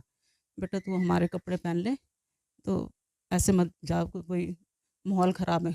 कहते उन्हें रोला पाते वो सरदार जी की लड़की निकालो, कहाँ है, वो उठा के ले चलो। तो वो तो है कि पड़ोसियों ने मैंने अपने घर अपने घर बिठा लिया, तो चलो इज्जत बच गई। यह हाल होया। बस आए, उन्होंने देखा नहीं है कुछ, समान समून जरा सी लुट लट के लै गए, तेल पाया, पूरे घर में अग लाती। रात को सी साढ़े माता जी छोटे मैं रात को असली पार्कों के कोनिया च इधर उधर बैठ के टाइम पास किया। वो फिर 4-5 दिन बाद जो आर्मी आई, उदों फिर इन्होंने वो लैके गए कैंपां च, ते हसबैंड तो मेरे उन्होंने उत्थे उस टाइम मार दिते। तो उस तो बाद देखो मतलब साढ़े जेह्ड़े फादर है उन्होंने भी घर, वो भी मतलब सब लुट्टे पुट्टे गए। उन्होंने दुकान सी नांगलोई, कड़ी साथ से मेरे फादर, तो शोरूम से कड़ियाँ का सब कुछ, वो भी उन्होंने लुट लट के लैके जलाता। मतलब बेरोजगार हो गए वो भी, है ना। उधरों साडा भी, मैं भी बर्बाद हो गई, भी हसबैंड भी खत्म हो गए, कोई कुछ भी नहीं बचा ना। तो अज देखो वो जेडे मेरे भैन भरा सी बेचारे, उन्हों की लाइफ भी खराब हो गई। मेरे 2 बच्चे सी, एक मतलब ਬਾਅਦ 'ਚ ਥੋੜ੍ਹੇ ਦਿਨ ਬਾਅਦ ਹੋਇਆ। ਇੱਕ ਬੇਟਾ ਸੀ ਮੇਰਾ, ਉਹ ਬੇਟਾ ਮੇਰਾ 2005 'ਚ ਗੁਜ਼ਰ ਗਿਆ ਸਿਰਫ ਇਲਾਜ ਦੀ ਵਜ੍ਹਾ ਨਾਲ। ਮੇਰੇ ਕੋਲ ਮੈਂ ਕਿੱਥੋਂ ਕਮਾਵਾਂ, ਕਿੱਥੇ ਮੈਂ ਆਪਣੇ ਕਿਹਨੂੰ ਕਰਦੀ ਮੈਂ, ਅਤੇ ਕਿਸੇ ਨੇ ਹੈਲਪ ਕਰਨ ਵਾਲਾ ਤਾਂ ਕੋਈ ਹੈ ਨਹੀਂ। ਉਸ ਟਾਈਮ ਪਹਿਲੇ 1000 ਰੁਪਏ ਪੈਨਸ਼ਨ ਆਉਂਦੀ ਸੀ ਉਦੋਂ, ਹੈ ਨਾ, ਗੌਰਮੈਂਟ ਦੀ ਪੈਨਸ਼ਨ ਆਉਂਦੀ ਸੀ 1000 ਰੁਪਏ ਨਾਲ ਚਲੋ ਨਾ ਉਸ ਟਾਈਮ ਕੁਛ ਬੰਦਾ ਸੀ। ਅੱਜ 2500 ਪੈਨਸ਼ਨ ਦਿੰਦੇ। ਮੈਂ ਆਪਣੇ ਮਤਲਬ ਸਰਕਾਰ ਦੇ ਲੋਕਾਂ ਨੂੰ ਕਹਾਂਗੀ ਜਿਹੜੇ ਵੱਡੇ ਵੱਡੇ ਹੈਗੇ ਨੇ, ਸਾਡੀ ਗੱਲ ਤੁਸੀਂ ਨਾ ਮੰਨੋ। ਹੋ ਸਕਦਾ ਤੁਹਾਨੂੰ ਲੱਗਦਾ ਕਿ ਅਸੀਂ ਝੂਠ ਬੋਲ, ਕਿਸੇ ਆਮ ਔਰਤ ਨੂੰ ਫੜ ਕੇ ਤੁਸੀਂ ਪੁੱਛੋ ਕਿ ਤੁਹਾਨੂੰ 2500 ਰੁਪਏ ਮਹੀਨਾ ਦਿਆਂਗੇ, ਤੁਸੀਂ ਉਹਦੇ ਨਾਲ ਕੀ ਕਰੋਗੇ? 2500 ਰੁਪਏ ਅੱਜ ਦੇ ਟਾਈਮ 'ਚ 2500 ਕੀ ਹੈ? ਕੁਛ ਮਤਲਬ ਇਹ ਜਿਸ ਟਾਈਮ ਅਸੀਂ ਪਟਿਆਲਾ ਗ੍ਰਿਫਤਾਰ ਹੋਏ ਨਾ, ਉਸ ਪਹਿਲੋਂ ਦਰਸ਼ਨ ਕੌਰ ਭੈਣ ਜੀ ਦੇ ਨਾਲ ਹੀ ਸੀ। ਹਾਂਜੀ ਮੈਂ ਵੀ ਨਾਲ ਹੀ ਸੀ ਇਹਨਾਂ ਦੇ। ਉਸ ਟਾਈਮ ਸਾਡੀ 1000 ਰੁਪਏ ਪੈਨਸ਼ਨ ਸੀ। ਉਸ ਤੋਂ ਬਾਅਦ ਇਹਨਾਂ ਨੇ ਫਿਰ 2500 ਕੀਤੀ। ਅੱਜ ਕਿੰਨੇ ਸਾਲ ਹੋ ਗਏ ਨੇ? 2007 'ਚ 7 'ਚ ਹੋਈ, 6 'ਚ ਹੋਈ 2500। ਹੁਣ ਦੱਸੋ 2500 ਦੀ ਕੀ ਵੈਲਿਊ ਹੈ? ਦੱਸ ਕੁਛ ਤਾਂ ਮਤਲਬ ਸਾਡੇ ਬਾਰੇ ਸੋਚਣ ਹੈਂ। ਹੁਣ ਅਸੀਂ ਅਗਰ ਬਿਮਾਰ ਹੋਈ, ਇੱਕ ਬੰਦਾ ਦੇਖੋ, ਕਿਸੇ ਨੂੰ ਰੱਬ ਨਾ ਕਰੇ ਅੱਜ ਕੱਲ੍ਹ ਹਾਰਟ ਅਟੈਕ ਇੱਕ ਮਿੰਟ 'ਚ ਕਿਸੇ ਨੂੰ ਵੀ ਆ ਜਾਂਦਾ। ਕਿਸੇ ਨੂੰ ਹਾਰਟ ਅਟੈਕ ਹੋਇਆ ਤੇ ਅਸੀਂ ਤਾਂ ਮਰ ਜਾਵਾਂਗੇ ਸੜਕ 'ਤੇ। ਸਾਡੇ ਕੋਲ ਤਾਂ ਪੈਸਾ ਕੁਛ ਹੈ ਹੀ ਨਹੀਂ, ਅਸੀਂ ਕਿੱਥੇ ਜਾਵਾਂਗੇ? ਅਤੇ ਮਤਲਬ ਉਹ ਥੋੜ੍ਹਾ ਗੌਰਮੈਂਟ ਨੂੰ ਕੁਛ ਤਾਂ ਸਾਡੇ ਬਾਰੇ ਸੋਚਣ। ਕੋਈ ਇਨਸਾਫ ਕੁਛ ਮਤਲਬ ਹੈ ਹੀ ਨਹੀਂ। ਕੋਈ ਇਹਨਾਂ ਨੇ ਕਿਸੇ ਨੂੰ ਸਜ਼ਾ ਨਹੀਂ ਦਿੱਤੀ। ਜਿਹੜੇ ਇੰਨੇ ਲੋਕ ਪਤਾ ਕਿੰਨੀ ਭੀੜਾਂ ਮਾਰਨ ਅਸੀਂ ਆ ਰਹੀਆਂ ਸੀ, ਉਹ ਕਿੱਥੇ ਗਏ ਬੰਦੇ ਸਾਰੇ? ਉਹਨਾਂ ਨੂੰ ਤੁਹਾਨੂੰ ਲੱਗਦਾ ਨਹੀਂ ਇਹ ਸਾਰੀ ਗੱਲ ਦੇ ਲਈ ਜਿੱਥੇ ਸਾਨੂੰ ਸਰਕਾਰਾਂ ਨੇ ਤੇ ਮਾਰਿਆ, ਸਾਡੇ ਲੀਡਰ ਵੀ ਕਿਤੇ ਨਾ ਕਿਤੇ ਜ਼ਿੰਮੇਦਾਰ ਨੇ? ਬਿਲਕੁਲ ਬਿਲਕੁਲ ਲੀਡਰ ਜ਼ਿੰਮੇਦਾਰ ਨੇ। ਬਹੁਤ ਸਾਰਾ ਕੰਮ ਹੀ ਉਹਨਾਂ ਦਾ ਹੈਗਾ। ਅਗਰ ਲੀਡਰ ਸਾਡੇ ਤੇ ਸਿਰ 'ਤੇ ਥੋੜ੍ਹਾ ਜਿਹਾ ਹੱਥ ਰੱਖ ਲੈਂਦੇ ਨਾ, ਤੇ ਅੱਜ ਸਾਡੇ ਹਾਲਾਤ ਨਹੀਂ ਹੁੰਦੇ। ਇੱਕ ਬੇਟਾ ਮੇਰਾ ਗੁਜ਼ਰ ਗਿਆ। ਇੱਕ ਬੇਟਾ ਵਿਚਾਰਾ ਮੇਰਾ ਕਿਉਂਕਿ ਪੜ੍ਹਿਆ ਨਹੀਂ, ਉਹਦੇ ਲੋਕੀ ਆਪਣੇ ਬੱਚਿਆਂ ਨੂੰ ਪੜ੍ਹਾਉਂਦੇ ਨੇ, ਕੋਰਸ ਕਰਾਉਂਦੇ ਨੇ, ਸਾਡੇ ਬੱਚੇ ਸੈਟਲ ਹੋ ਜਾਣ, ਕੋਈ ਬਿਜ਼ਨਸ ਕਰਾਉਂਦੇ ਨੇ। ਅਸੀਂ ਕੀ ਕਰਾਵਾਂਗੇ? ਸਾਡੇ ਕੋਲ ਨਾ ਅਸੀਂ ਬੱਚੇ ਨੂੰ ਪੜ੍ਹਾ ਸਕੇ। ਬੱਚਾ ਮੇਰਾ ਉਹਦੇ ਛੋਟੇ ਛੋਟੇ ਬੱਚੇ ਨੂੰ ਧੱਕੇ ਖਾਣ ਦਾ ਕੰਮ ਨਹੀਂ ਹੈਗਾ ਉਹਦੇ ਕੋਲ। ਮਕਾਨ ਮਾਲਿਕ ਕਿਰਾਏ ਵਾਸਤੇ ਰੋਜ਼ ਬੇਇੱਜ਼ਤੀ ਕਰ ਦੇਗਾ ਆ ਕੇ, ਕਿਰਾਇਆ ਨਹੀਂ ਤੁਸੀਂ ਦਿੰਦੇ। ਸਾਡੇ ਕੋਲ ਕੋਈ ਕੰਮ ਧੰਦਾ ਹੀ ਨਹੀਂ, ਕੋਈ ਹੈਲਪ ਨਹੀਂ ਕਿੱਧਰੋਂ। ਚਲੋ ਕੋਈ ਇੰਨੀ ਵੀ ਹੈਲਪ ਨਹੀਂ ਕਰ ਸਕਦਾ ਕਿ ਲੋ ਤੁਸੀਂ ਕੋਈ ਕੰਮ ਖੋਲ੍ਹ ਲਓ। ਚਲੋ ਅਸੀਂ ਤੁਹਾਨੂੰ ਤੁਹਾਡੇ 'ਤੇ ਲੱਖ 1.5 ਲੱਖ 50,000 ਲਗਾ ਦਿੰਦੇ ਹਾਂ, ਤੁਸੀਂ ਕੋਈ ਛੋਟੀ ਮੋਟੀ ਰੇਹੜੀ ਖੋਲ੍ਹ ਲਓਗੇ ਕੰਮ, ਉਹ ਵੀ ਸਾਨੂੰ ਕੋਈ ਨਹੀਂ ਦਿੰਦਾ। ਕਿਉਂਕਿ ਸਾਨੂੰ ਸੋਚਦੇ ਕਿ ਇਹਨਾਂ ਦੀ ਕੀ ਔਕਾਤ ਹੈਗੀ। 37 ਸਾਲ ਹੋ ਗਏ ਤੁਹਾਡੀਆਂ ਸਭ ਦੀਆਂ ਤਕਲੀਫਾਂ ਨੂੰ।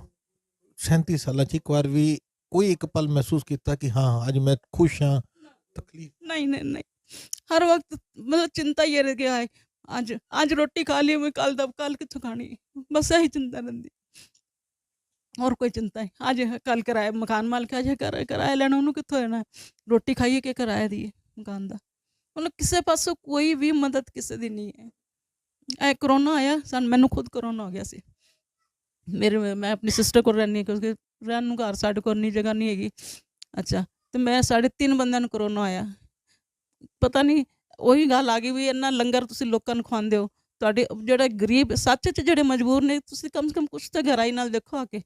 ਜਿਹੜੇ ਸੱਚੇ 'ਚ ਗਰੀਬ ਨੇ, ਜਿਨ੍ਹਾਂ ਨੂੰ ਲੋੜ ਹੈ, ਉਹਨਾਂ ਨੂੰ ਤਾਂ ਇੱਕ ਕਿਲੋ ਆਟਾ ਨਹੀਂ ਮਿਲਿਆ। ਤਾਂ ਹੋਰ ਤੁਸੀਂ ਕੀ ਦਿਓਗੇ ਦੱਸੋ? ਬਾਹਰ WhatsApp 'ਤੇ ਆਏਗਾ ਫਲਾਣੀ ਜਗ੍ਹਾ ਲੰਗਰ ਲੱਗੇ ਨੇ, ਉੱਥੇ ਬਾੜ ਆ ਗਈ, ਉੱਥੇ ਲੰਗਰ ਲੱਗੇ ਨੇ, ਬਈ ਬਹੁਤ ਵਧੀਆ ਕਰਦੇ ਨੇ ਸਰਦਾਰ। ਲੋਕ ਕੀ ਕਹਿੰਦੇ ਨੇ ਬਈ ਸਿੱਖ ਕੌਮ ਬਹੁਤ ਵਧੀਆ। ਉਹ ਸਿੱਖ ਕੌਮ ਦੇ ਆਪਣੇ ਬੰਦੇ ਭੁੱਖੇ ਮਰਦੇ ਪਏ ਨੇ, ਗਰੀਬ ਔਰਤਾਂ। ਦੱਸੋ ਅਸੀਂ ਕੀ ਕਰੀਏ ਜਾ ਕੇ? ਭੀਖ ਮੰਗੀਏ ਜਾ ਕੇ ਅਸੀਂ? ਮੈਂ ਇੱਕ ਦਿਨ ਗੁਰਦੁਆਰੇ ਫੋਨ ਵੀ ਕੀਤਾ ਸੀ ਰਕਾਬਗੰਜ ਸਾਹਿਬ। ਮੈਂ ਕਿਹਾ ਗੱਲ ਸੁਣੋ, ਮੈਂ ਕਿਹਾ ਰਾਸ਼ਨ ਕਹਿੰਦੇ ਜੀ ਅਸੀਂ ਹੁਣ ਬੰਦ ਕਰਤਾ, ਅਸੀਂ ਨਹੀਂ ਦਿੰਦੇ ਕਿਸੇ ਨੂੰ। ਮੈਂ ਕਿਹਾ ਅਗਰ ਤੁਸੀਂ ਵੀ ਦੱਸੋ ਕਿ ਅਸੀਂ ਤਾਂ, ਮੈਂ ਕਿਹਾ ਤੁਸੀਂ ਸੋਚੋ ਕਿ ਇੱਕ ਸਰਦਾਰ ਫੈਮਿਲੀ ਦੀ ਔਰਤ ਭੀਖ ਮੰਗਦੀ ਅੱਛੀ ਲੱਗੇਗੀ? ਮਤਲਬ ਇਹ ਹੀ ਚਾਹੁੰਦੇ ਨੇ ਕਿ ਅਸੀਂ ਭੀਖ ਮੰਗੀਏ। ਅਸੀਂ ਆਵੇਗਾ ਲਿਖ ਕੇ ਤਖਤੀ 'ਤੇ ਲਗਾ ਲੈਣੇ ਕਿ ਵੀ ਅਸੀਂ ਸਰਦਾਰ ਹੈਗੇ ਹਾਂ, ਪਰ ਅਸੀਂ ਭਿਖਾਰੀ ਹੈਗੇ, ਭੀਖ ਮੰਗ ਰਹੇ ਅਸੀਂ। ਫਿਰ ਕਿੰਨੀ ਇੱਜ਼ਤ ਬਣੇਗੀ? ਕੁਛ ਕਰਨਾ ਚਾਹੀਦਾ। ਕੁਛ ਨਹੀਂ, ਕੋਈ ਨਹੀਂ ਕਿਸੇ ਬਾਰੇ ਸੋਚਦਾ। ਸਾਡੇ ਇੰਨੇ NGO ਬਣੇ ਹੋਏ ਨੇ ਜੀ, ਪੂਰੀ ਦੁਨੀਆ 'ਚ ਲੰਗਰ ਲਾ ਰਹੇ ਨੇ ਜੀ, ਅਸੀਂ ਇਹ ਕਰ ਰਹੇ, ਅਸੀਂ ਉਹ ਕਰ ਰਹੇ ਹਾਂ। ਕੁਛ ਨਹੀਂ ਕਰਦੇ। ਉਹ ਜਾਣ ਪਛਾਣ ਵਾਲਿਆਂ ਨੇ ਕਰਦੇ, ਜਾਂ ਫਿਰ ਜਿੱਥੇ ਉਹਨਾਂ ਦੇ ਪਬਲਿਸਿਟੀ ਹੁੰਦੀ ਉਹਨਾਂ ਨੂੰ ਲੋਕੀ ਦੱਸਦੇ ਹਾਂ ਵੀ ਇੱਥੇ ਸਾਡੇ ਝੰਡੇ ਲੱਗਣਗੇ, ਲੋਕੀ ਕਹਿਣਗੇ ਹਾਂ ਮੈਂ ਅਗਰ ਸਾਡੇ ਵਰਗੇ ਗਰੀਬ ਬੰਦੇ ਕਰ ਦੇਣਗੇ, ਉੱਥੇ ਕੌਣ ਦੇਖੇਗਾ ਆ ਕੇ? ਉੱਥੇ ਤਾਂ ਕੋਈ ਉਹਨਾਂ ਦੇਖੇਗਾ ਨਹੀਂ। ਬਸ ਇਹੀ ਗੱਲ ਹੈ। ਸੰਗਤ ਜੀ, ਅਸੀਂ ਕਿਸੇ NGO ਦਾ ਨਾਮ ਨਹੀਂ ਲੈਂਦੇ, ਨਹੀਂ ਤੇ ਫਿਰ ਇੱਕ ਬਿਨਾਂ ਗੱਲ ਦਾ ਇੱਕ ਵਿਸ਼ਾ ਬਣ ਜਾਏਗਾ ਕਿ ਇੱਕ TV ਚੈਨਲ ਨੇ ਫਲਾਣੇ NGO ਨੂੰ ਟਾਰਗੇਟ ਕੀਤਾ, ਮਗਰ ਪੂਰੀ ਦੁਨੀਆ ਦੇ ਅੰਦਰ ਲੰਗਰ ਲਾਉਣ ਵਾਲੇ ਸਾਰੇ NGOs ਨੂੰ ਸ਼ਰਮ ਆਉਣੀ ਚਾਹੀਦੀ ਹੈ। ਮੈਂ ਹੁਣ ਰਿਕਾਰਡ ਲਫ਼ਜ਼ ਵਰਤ ਰਿਹਾ, ਇਹ ਮੇਰਾ ਪਰਸਨਲ ਅਲਫਾਜ਼ ਨੇ, ਚੈਨਲ ਦਾ ਕੋਈ ਲੈਣਾ ਦੇਣਾ ਨਹੀਂ। ਅੰਮ੍ਰਿਤਧਾਰੀ ਸਿੰਘ ਹੋਣ ਦੇ ਨਾਤੇ, ਕਿਉਂਕਿ ਮੈਂ ਵੀ ਦਿੱਲੀ ਦਾ ਵਸਨੀਕ ਹਾਂ, ਇਹਨਾਂ ਦੀਆਂ ਤਕਲੀਫਾਂ ਦੇ ਅੱਜ ਇਹਨਾਂ ਦੇ ਹੰਝੂਆਂ 'ਚ ਮੇਰੇ ਹੰਝੂ ਵੀ ਵਗੇ ਨੇ। ਉਸ ਲਫ਼ਜ਼ਾਂ ਨਾਲ ਮੈਂ ਵਰਤ ਰਿਹਾ ਹੈਗਾ, ਲਾਨਤ ਹੈਗੀ ਹੁਣ ਸਾਰੇ ਸੋ ਕਾਲਡ ਵੱਡੇ ਵੱਡੇ ਸਿੱਖ NGOs ਨੇ ਜਿਹੜੇ ਦੁਨੀਆ ਦੇ ਅੰਦਰ ਜਾ ਕੇ ਪੂਰੇ ਵਰਲਡ ਦੇ ਅੰਦਰ ਤੁਸੀਂ ਸੇਵਾ ਕਰ ਰਹੇ ਹੋ, ਲੰਗਰ ਵੰਡ ਰਹੇ ਹੋ, ਕੱਪੜੇ ਵੰਡ ਰਹੇ ਹੋ, ਪਤਾ ਨਹੀਂ ਕੀ ਕਰ ਰਹੇ ਹੈਗੇ, ਉਹ ਮੁਬਾਰਕ ਹੈ। ਮਗਰ ਇੱਕ ਵਾਰ ਆਪਣੇ ਅੰਦਰ ਝਾਤ ਮਾਰ ਕੇ ਆਪਣੇ ਜਿਹੜੇ ਸਾਡੇ ਸਿੱਖ ਨੇ ਜਿਨ੍ਹਾਂ ਨੂੰ ਸਿਰਫ ਇਸੇ ਕਰਕੇ ਟਾਰਗੇਟ ਕਰ ਦਿੱਤਾ ਗਿਆ ਕਿਉਂਕਿ ਉਹਨਾਂ ਦੇ ਮੂੰਹ ਦੇ ਉੱਤੇ ਦਾੜੀ ਸੀ ਤੇ ਸਿਰ ਦੇ ਉੱਤੇ ਪੱਗ ਸੀ, ਇਹਨਾਂ ਨੇ ਕਿਸੇ ਨੂੰ ਵੀ ਇੰਦਰਾ ਨੂੰ ਨਹੀਂ ਮਾਰਿਆ ਸੀ। ਉਹ ਜਿਹੜੇ ਭੈਣ ਜੀ ਦੇ ਨਾਲ ਅਸੀਂ ਬੈਠੇ ਉਹਨਾਂ ਨੇ ਤਾਂ ਔਨ ਰਿਕਾਰਡ ਇਹ ਚੀਜ਼ ਕਹੀ ਹੈ ਸਾਡੇ ਨਾਲ ਕੈਮਰੇ ਦੇ ਉੱਤੇ ਕਿ ਉਹਨਾਂ ਦੇ ਫਾਦਰ ਸਾਹਿਬ ਤੇ ਕਾਂਗਰਸ ਨੂੰ ਸਪੋਰਟ ਕਰਦੇ ਸਨ, ਇੰਦਰਾ ਗਾਂਧੀ ਦੇ ਨਾਲ ਜੇਲ੍ਹਾਂ ਤੱਕ ਕੱਟੀਆਂ ਨੇ, ਉਹਨਾਂ ਦੇ ਘਰ ਦੇ ਵੀ ਜੀ ਮਾਰ ਦਿੱਤੇ ਗਏ। ਤੇ ਸਾਡੇ ਉਹ ਲੀਡਰ ਜਿਹੜੇ ਹਰ ਗੱਲ ਤੇ ਕਾਂਗਰਸ ਕਾਂਗਰਸ ਕਾਂਗਰਸ ਕਰਦੇ ਨੇ, ਸਿਰਫ ਸਿੱਖ ਹੋਣ ਕਰਕੇ ਸਾਨੂੰ ਮਾਰਿਆ ਗਿਆ। ਸਾਡੀਆਂ ਮਾਵਾਂ ਸਾਡੀਆਂ ਧੀਆਂ ਦੀਆਂ ਇੱਜ਼ਤਾਂ ਰੋਲੀਆਂ ਗਈਆਂ ਸਿਰਫ ਇਸ ਕਰਕੇ ਕਿਉਂਕਿ ਉਹ ਸਿੱਖ ਸਨ। ਤੇ ਕੀ ਅੱਜ ਸਾਡੇ ਜਿੰਨੇ ਵੀ ਸਿੱਖ NGOs ਨੇ ਉਹਨਾਂ ਦਾ ਫਰਜ਼ ਨਹੀਂ ਬਣਦਾ ਕਿ ਇਹਨਾਂ ਪਰਿਵਾਰਾਂ ਦੀ ਲਿਸਟਾਂ ਬਣਾ ਕੇ ਇਹਨਾਂ ਨੂੰ ਆਪਣੇ ਤੌਰ ਦੇ ਉੱਤੇ ਪੈਨਸ਼ਨ ਦਿੱਤੀ ਜਾਵੇ, ਇਹਨਾਂ ਨੂੰ ਲੰਗਰ ਦਿੱਤਾ ਜਾਵੇ, ਇਹਨਾਂ ਨੂੰ ਕੋਈ ਨਾ ਕੋਈ ਨੌਕਰੀ ਕੋਈ ਨਾ ਕੋਈ ਛੋਟਾ ਬਿਜ਼ਨਸ ਕਰਨ ਦੀ ਸਪੋਰਟ ਦਿੱਤੀ ਜਾਵੇ। ਇਹ ਸਾਡੇ ਸਾਰੇ ਸਿੱਖਾਂ ਨੂੰ ਔਰ ਸਾਡੇ ਸੋ ਕਾਲ ਜਿਹੜੇ ਸਾਡੇ ਪੂਰੇ ਵਰਲਡ ਵਿੱਚ ਪੰਥ ਦੇ ਠੇਕੇਦਾਰ ਬਣੇ ਬੈਠੇ ਨੇ ਜਿਹੜੇ ਗੱਲਾਂ ਕਰਦੇ ਨੇ ਅਸੀਂ ਖਾਲਿਸਤਾਨ ਬਣਾ ਲਾਂਗੇ। ਮੈਂ ਔਨ ਰਿਕਾਰਡ ਲਫ਼ਜ਼ ਕਰ ਰਿਹਾ, ਲਫ਼ਜ਼ ਕੋੜੇ ਹੈਗੇ ਨੇ, ਮੈਂ ਕਿਸੇ ਦੇ ਵੀ ਖਿਲਾਫ ਨਹੀਂ ਹਾਂ, ਮਗਰ ਇਹ ਸਾਡੇ ਸਾਰਿਆਂ ਨੂੰ ਸੋਚਣਾ ਚਾਹੀਦਾ ਕਿ ਵੱਡੀਆਂ ਵੱਡੀਆਂ ਗੱਲਾਂ ਕਰਨ ਤੋਂ ਪਹਿਲੇ ਇਹ ਹੰਝੂ ਜਿਹੜੇ ਅੱਖਾਂ 'ਚ ਆ ਰਹੇ ਨੇ ਇਹ ਉਸ ਦਰਦ ਦੇ ਨੇ ਜੋ ਇਹਨਾਂ ਦੇ ਨਾਲ ਬੈਠ ਕੇ ਮਹਿਸੂਸ ਕੀਤਾ ਜਾ ਰਿਹਾ। ਬਾਹਰ ਬੈਠੇ ਸਿੱਖਾਂ ਨੂੰ ਸੋਚਣਾ ਚਾਹੀਦਾ ਕਿ ਸਾਡੇ ਦਿੱਲੀ ਔਰ ਪੂਰੇ ਇੰਡੀਆ ਦੇ ਅੰਦਰ ਜਿਹੜੇ ਸਾਡੇ ਇਹ ਕਤਲੇਆਮ ਪੀੜਿਤ ਜਿਸ ਤਕਲੀਫ ਜਿਸ ਨਰਕ ਨੂੰ ਭੋਗ ਰਹੇ ਨੇ ਉਹਦੇ ਲਈ ਅਸੀਂ ਕੀ ਕਰ ਰਹੇ ਹੈਗੇ ਆ। ਮੈਂ ਦੁਬਾਰਾ ਰਿਪੀਟ ਕਰ ਦਿਆਂ, ਸਾਡੇ TV 84 ਦੇ ਰਾਹੀਂ ਅਗਰ ਬਾਹਰ ਬੈਠਾ ਕੋਈ ਵੀ ਸ਼ਖਸ ਕੋਈ ਡੋਨੇਸ਼ਨ ਕੋਈ ਐਨ ਪਰਿਵਾਰਾਂ ਦੀ ਮਦਦ ਕਰਨਾ ਚਾਹੁੰਦਾ ਹੈ ਤੇ ਜੋ ਤੁਸੀਂ ਸਾਨੂੰ ਸੇਵਾ ਭੇਜੋਗੇ ਆਪਾਂ ਐਗਜ਼ੈਕਟ ਉਹੀਓ ਸੇਵਾ ਕੋਈ NGO ਦੀ ਤਰ੍ਹਾਂ ਕਮਿਸ਼ਨ ਆਪਣਾ ਹਿੱਸਾ ਨਹੀਂ ਰੱਖ ਕੇ ਜੋ ਐਜ਼ ਇਟ ਇਜ਼ ਤੁਹਾਡੀ ਅਮਾਨਤ ਹੋਏਗੀ ਆਪਾਂ ਐਨ ਪਰਿਵਾਰਾਂ ਖਾਲੀ 4 ਪਰਿਵਾਰ ਨਹੀਂ ਹੋਰ ਵੀ ਜਿੰਨੇ ਵੀ ਸਾਡੇ ਕਤਲੇਆਮ ਪੀੜਿਤ ਪਰਿਵਾਰ ਨੇ ਅਸੀਂ ਉਹਨਾਂ ਤੱਕ ਪਹੁੰਚਾਉਣ ਦੀ ਸੇਵਾ ਨਿਭਾ ਸਕਦੇ ਹਾਂ ਅਗਰ ਸਾਨੂੰ ਸੰਗਤ ਸਪੋਰਟ ਕਰਦੀ ਹੈ। ਮਗਰ ਸਾਡੀ ਕੌਮ ਨੂੰ ਸੋਚਣਾ ਚਾਹੀਦਾ ਅਸੀਂ ਦੁਨੀਆ ਨੂੰ ਲੰਗਰ ਲਾ ਕੇ ਖਵਾ ਰਿਹਾ, ਦੁਨੀਆ ਦੇ ਅੰਦਰ ਆਪਣਾ ਨਾਮ ਕਮਾ ਰਿਹਾ, ਅਗਰ ਆਪਣਾ ਇਹ ਘਰ ਆਪਣਾ ਇਹ ਢਿੱਡ ਨੰਗਾ ਹੈ, ਆਪਣੇ ਹੀ ਸਿੱਖ ਪਰਿਵਾਰ ਅੱਜ ਭੁੱਖੇ ਰਹਿ ਰਹੇ ਨੇ ਤੇ ਫਿਰ ਇਹਨਾਂ ਕਤਲੇਆਮ ਪੀੜਤਾਂ ਦੀ ਸਾਰ ਕੌਣ ਲਏਗਾ। ਸਰਕਾਰਾਂ ਨੇ ਸਾਨੂੰ ਮਾਰਿਆ, ਸਰਕਾਰ ਦੇ ਨੁਮਾਇੰਦਿਆਂ ਨੇ ਸਾਨੂੰ ਮਾਰਿਆ ਤੇ ਸਾਡੇ ਲੀਡਰਾਂ ਨੇ ਵੀ ਸਿਰਫ ਕੁਰਸੀਆਂ ਔਰ ਸਿਰਫ ਚੌਧਰ ਦੀ ਖਾਤਰ ਆਪਣੀ ਕਮੇਟੀਆਂ ਬਣਾਉਣ ਦੀ ਖਾਤਰ ਇਹਨਾਂ ਸਭ ਨੂੰ ਵਰਤਿਆ ਗਿਆ। ਸਾਡੀ ਕੋਸ਼ਿਸ਼ ਸੀ ਕਿ ਆਪਾਂ ਆਪਣੇ ਚੈਨਲ ਦੇ ਪਲੇਟਫਾਰਮ ਦੇ ਰਾਹੀਂ ਇਹਨਾਂ ਸਭ ਦੀਆਂ ਤਕਲੀਫਾਂ ਦਿਖਾਈਏ। ਨਵੰਬਰ ਦਾ ਮਹੀਨਾ ਚੱਲ ਰਿਹਾ ਤੇ ਸਾਡਾ ਵੀ ਫਰਜ਼ ਬੰਦਾ ਸੀ ਪਰਿਵਾਰ ਤੱਕ ਅਸੀਂ ਪਹੁੰਚ ਕੀਤੀ ਹੈ। ਅਗਲੇ ਪ੍ਰੋਗਰਾਮ ਦੇ ਵਿਚਕਾਰ ਹੋਰ ਆਪਣੀ ਕੌਮ ਦੇ ਨਾਲ ਵਾਪਰੇ ਹੋਏ ਇਸ ਦੁਖਾਂਤ ਦੀ ਕੋਈ ਨਵੀਂ ਕਹਾਣੀ ਕੋਈ ਨਵੀਂ ਸੱਚਾਈ ਉਹ ਦਰਦ ਉਹ ਤਕਲੀਫ ਲੈ ਕੇ ਅਸੀਂ ਦੁਬਾਰਾ ਹਾਜ਼ਰ ਹੋਵਾਂਗੇ। ਲੈਣੇ ਭੈਣ ਜੀ ਤੇ ਆਪਣੇ ਸਾਰੀਆਂ ਮਾਵਾਂ ਭੈਣਾਂ ਤੋਂ ਇਜਾਜ਼ਤ ਕਿਉਂਕਿ ਆਪਾਂ ਅੱਜ ਇਹਨਾਂ ਕੋਲੋਂ ਉਚੇਚਾ ਸਮਾਂ ਲਿੱਤਾ ਇਹ ਸਾਰਿਆਂ ਤੱਕ ਪਹੁੰਚ ਕੀਤੀ ਕਿਉਂਕਿ ਅਸੀਂ ਚਾਹੁੰਦੇ ਸੀ ਕਿ ਅਸੀਂ ਇਹ ਸਾਰੀ ਸੱਚਾਈ ਜਿਹੜੀ ਨਾਰਮਲ ਮੀਡੀਆ ਸਿਰਫ 1 ਮਿੰਟ ਦੀ ਬਾਈਟ ਜਾਂ 30 ਸੈਕਿੰਡ ਦੀ ਜੀ ਨਾਮ ਦੱਸੋ ਜੀ ਤੁਸੀਂ ਕਿਉਂ ਆਏ ਬਸ ਇੱਥੇ ਤੱਕ ਸੀਮਿਤ ਰਹਿੰਦੇ ਨੇ ਮਗਰ ਇਹਨਾਂ ਦੇ ਪਰਿਵਾਰ ਇਹਨਾਂ ਦੇ ਘਰ ਦੇ ਹਾਲਾਤ ਕੋਈ ਨਹੀਂ ਦਿਖਾਉਂਦਾ। ਅਸੀਂ ਆਪਣਾ ਪੰਥਕ ਫਰਜ਼ ਨਿਭਾ ਰਹੇ ਹੈਗੇ। ਹੁਣ ਅਗਰ ਤੁਹਾਡੇ ਵੱਲੋਂ ਸਾਡੇ ਕਿਸੇ ਵਿਊਵਰ ਸਾਡੇ ਕਿਸੇ ਜਿਹੜੇ ਦਰਸ਼ਕ ਹੈਗੇ ਨੇ ਪੂਰੇ ਵਰਲਡ ਦੇ ਅਗਰ ਕੋਈ ਸੇਵਾ ਦੇਣਾ ਚਾਹੇਗਾ ਅਸੀਂ ਉਸ ਪੰਥ ਨੂੰ ਵੀ ਸਿਰ ਨੀਵਾ ਕਰਕੇ ਕਬੂਲ ਕਰਕੇ ਇਹਨਾਂ ਪਰਿਵਾਰਾਂ ਤੱਕ ਪਹੁੰਚਾਵਾਂਗੇ ਔਰ ਅਗਲੇ ਪ੍ਰੋਗਰਾਮ ਦੇ ਨਾਲ ਦੁਬਾਰਾ ਹਾਜ਼ਰ ਹੋਵਾਂਗੇ। ਲੈਣੇ ਭੈਣ ਜੀ ਤੋਂ ਇਜਾਜ਼ਤ। ਭੈਣ ਜੀ ਵਾਹਿਗੁਰੂ ਜੀ ਕਾ ਖਾਲਸਾ ਵਾਹਿਗੁਰੂ ਜੀ ਕੀ ਫਤਿਹ।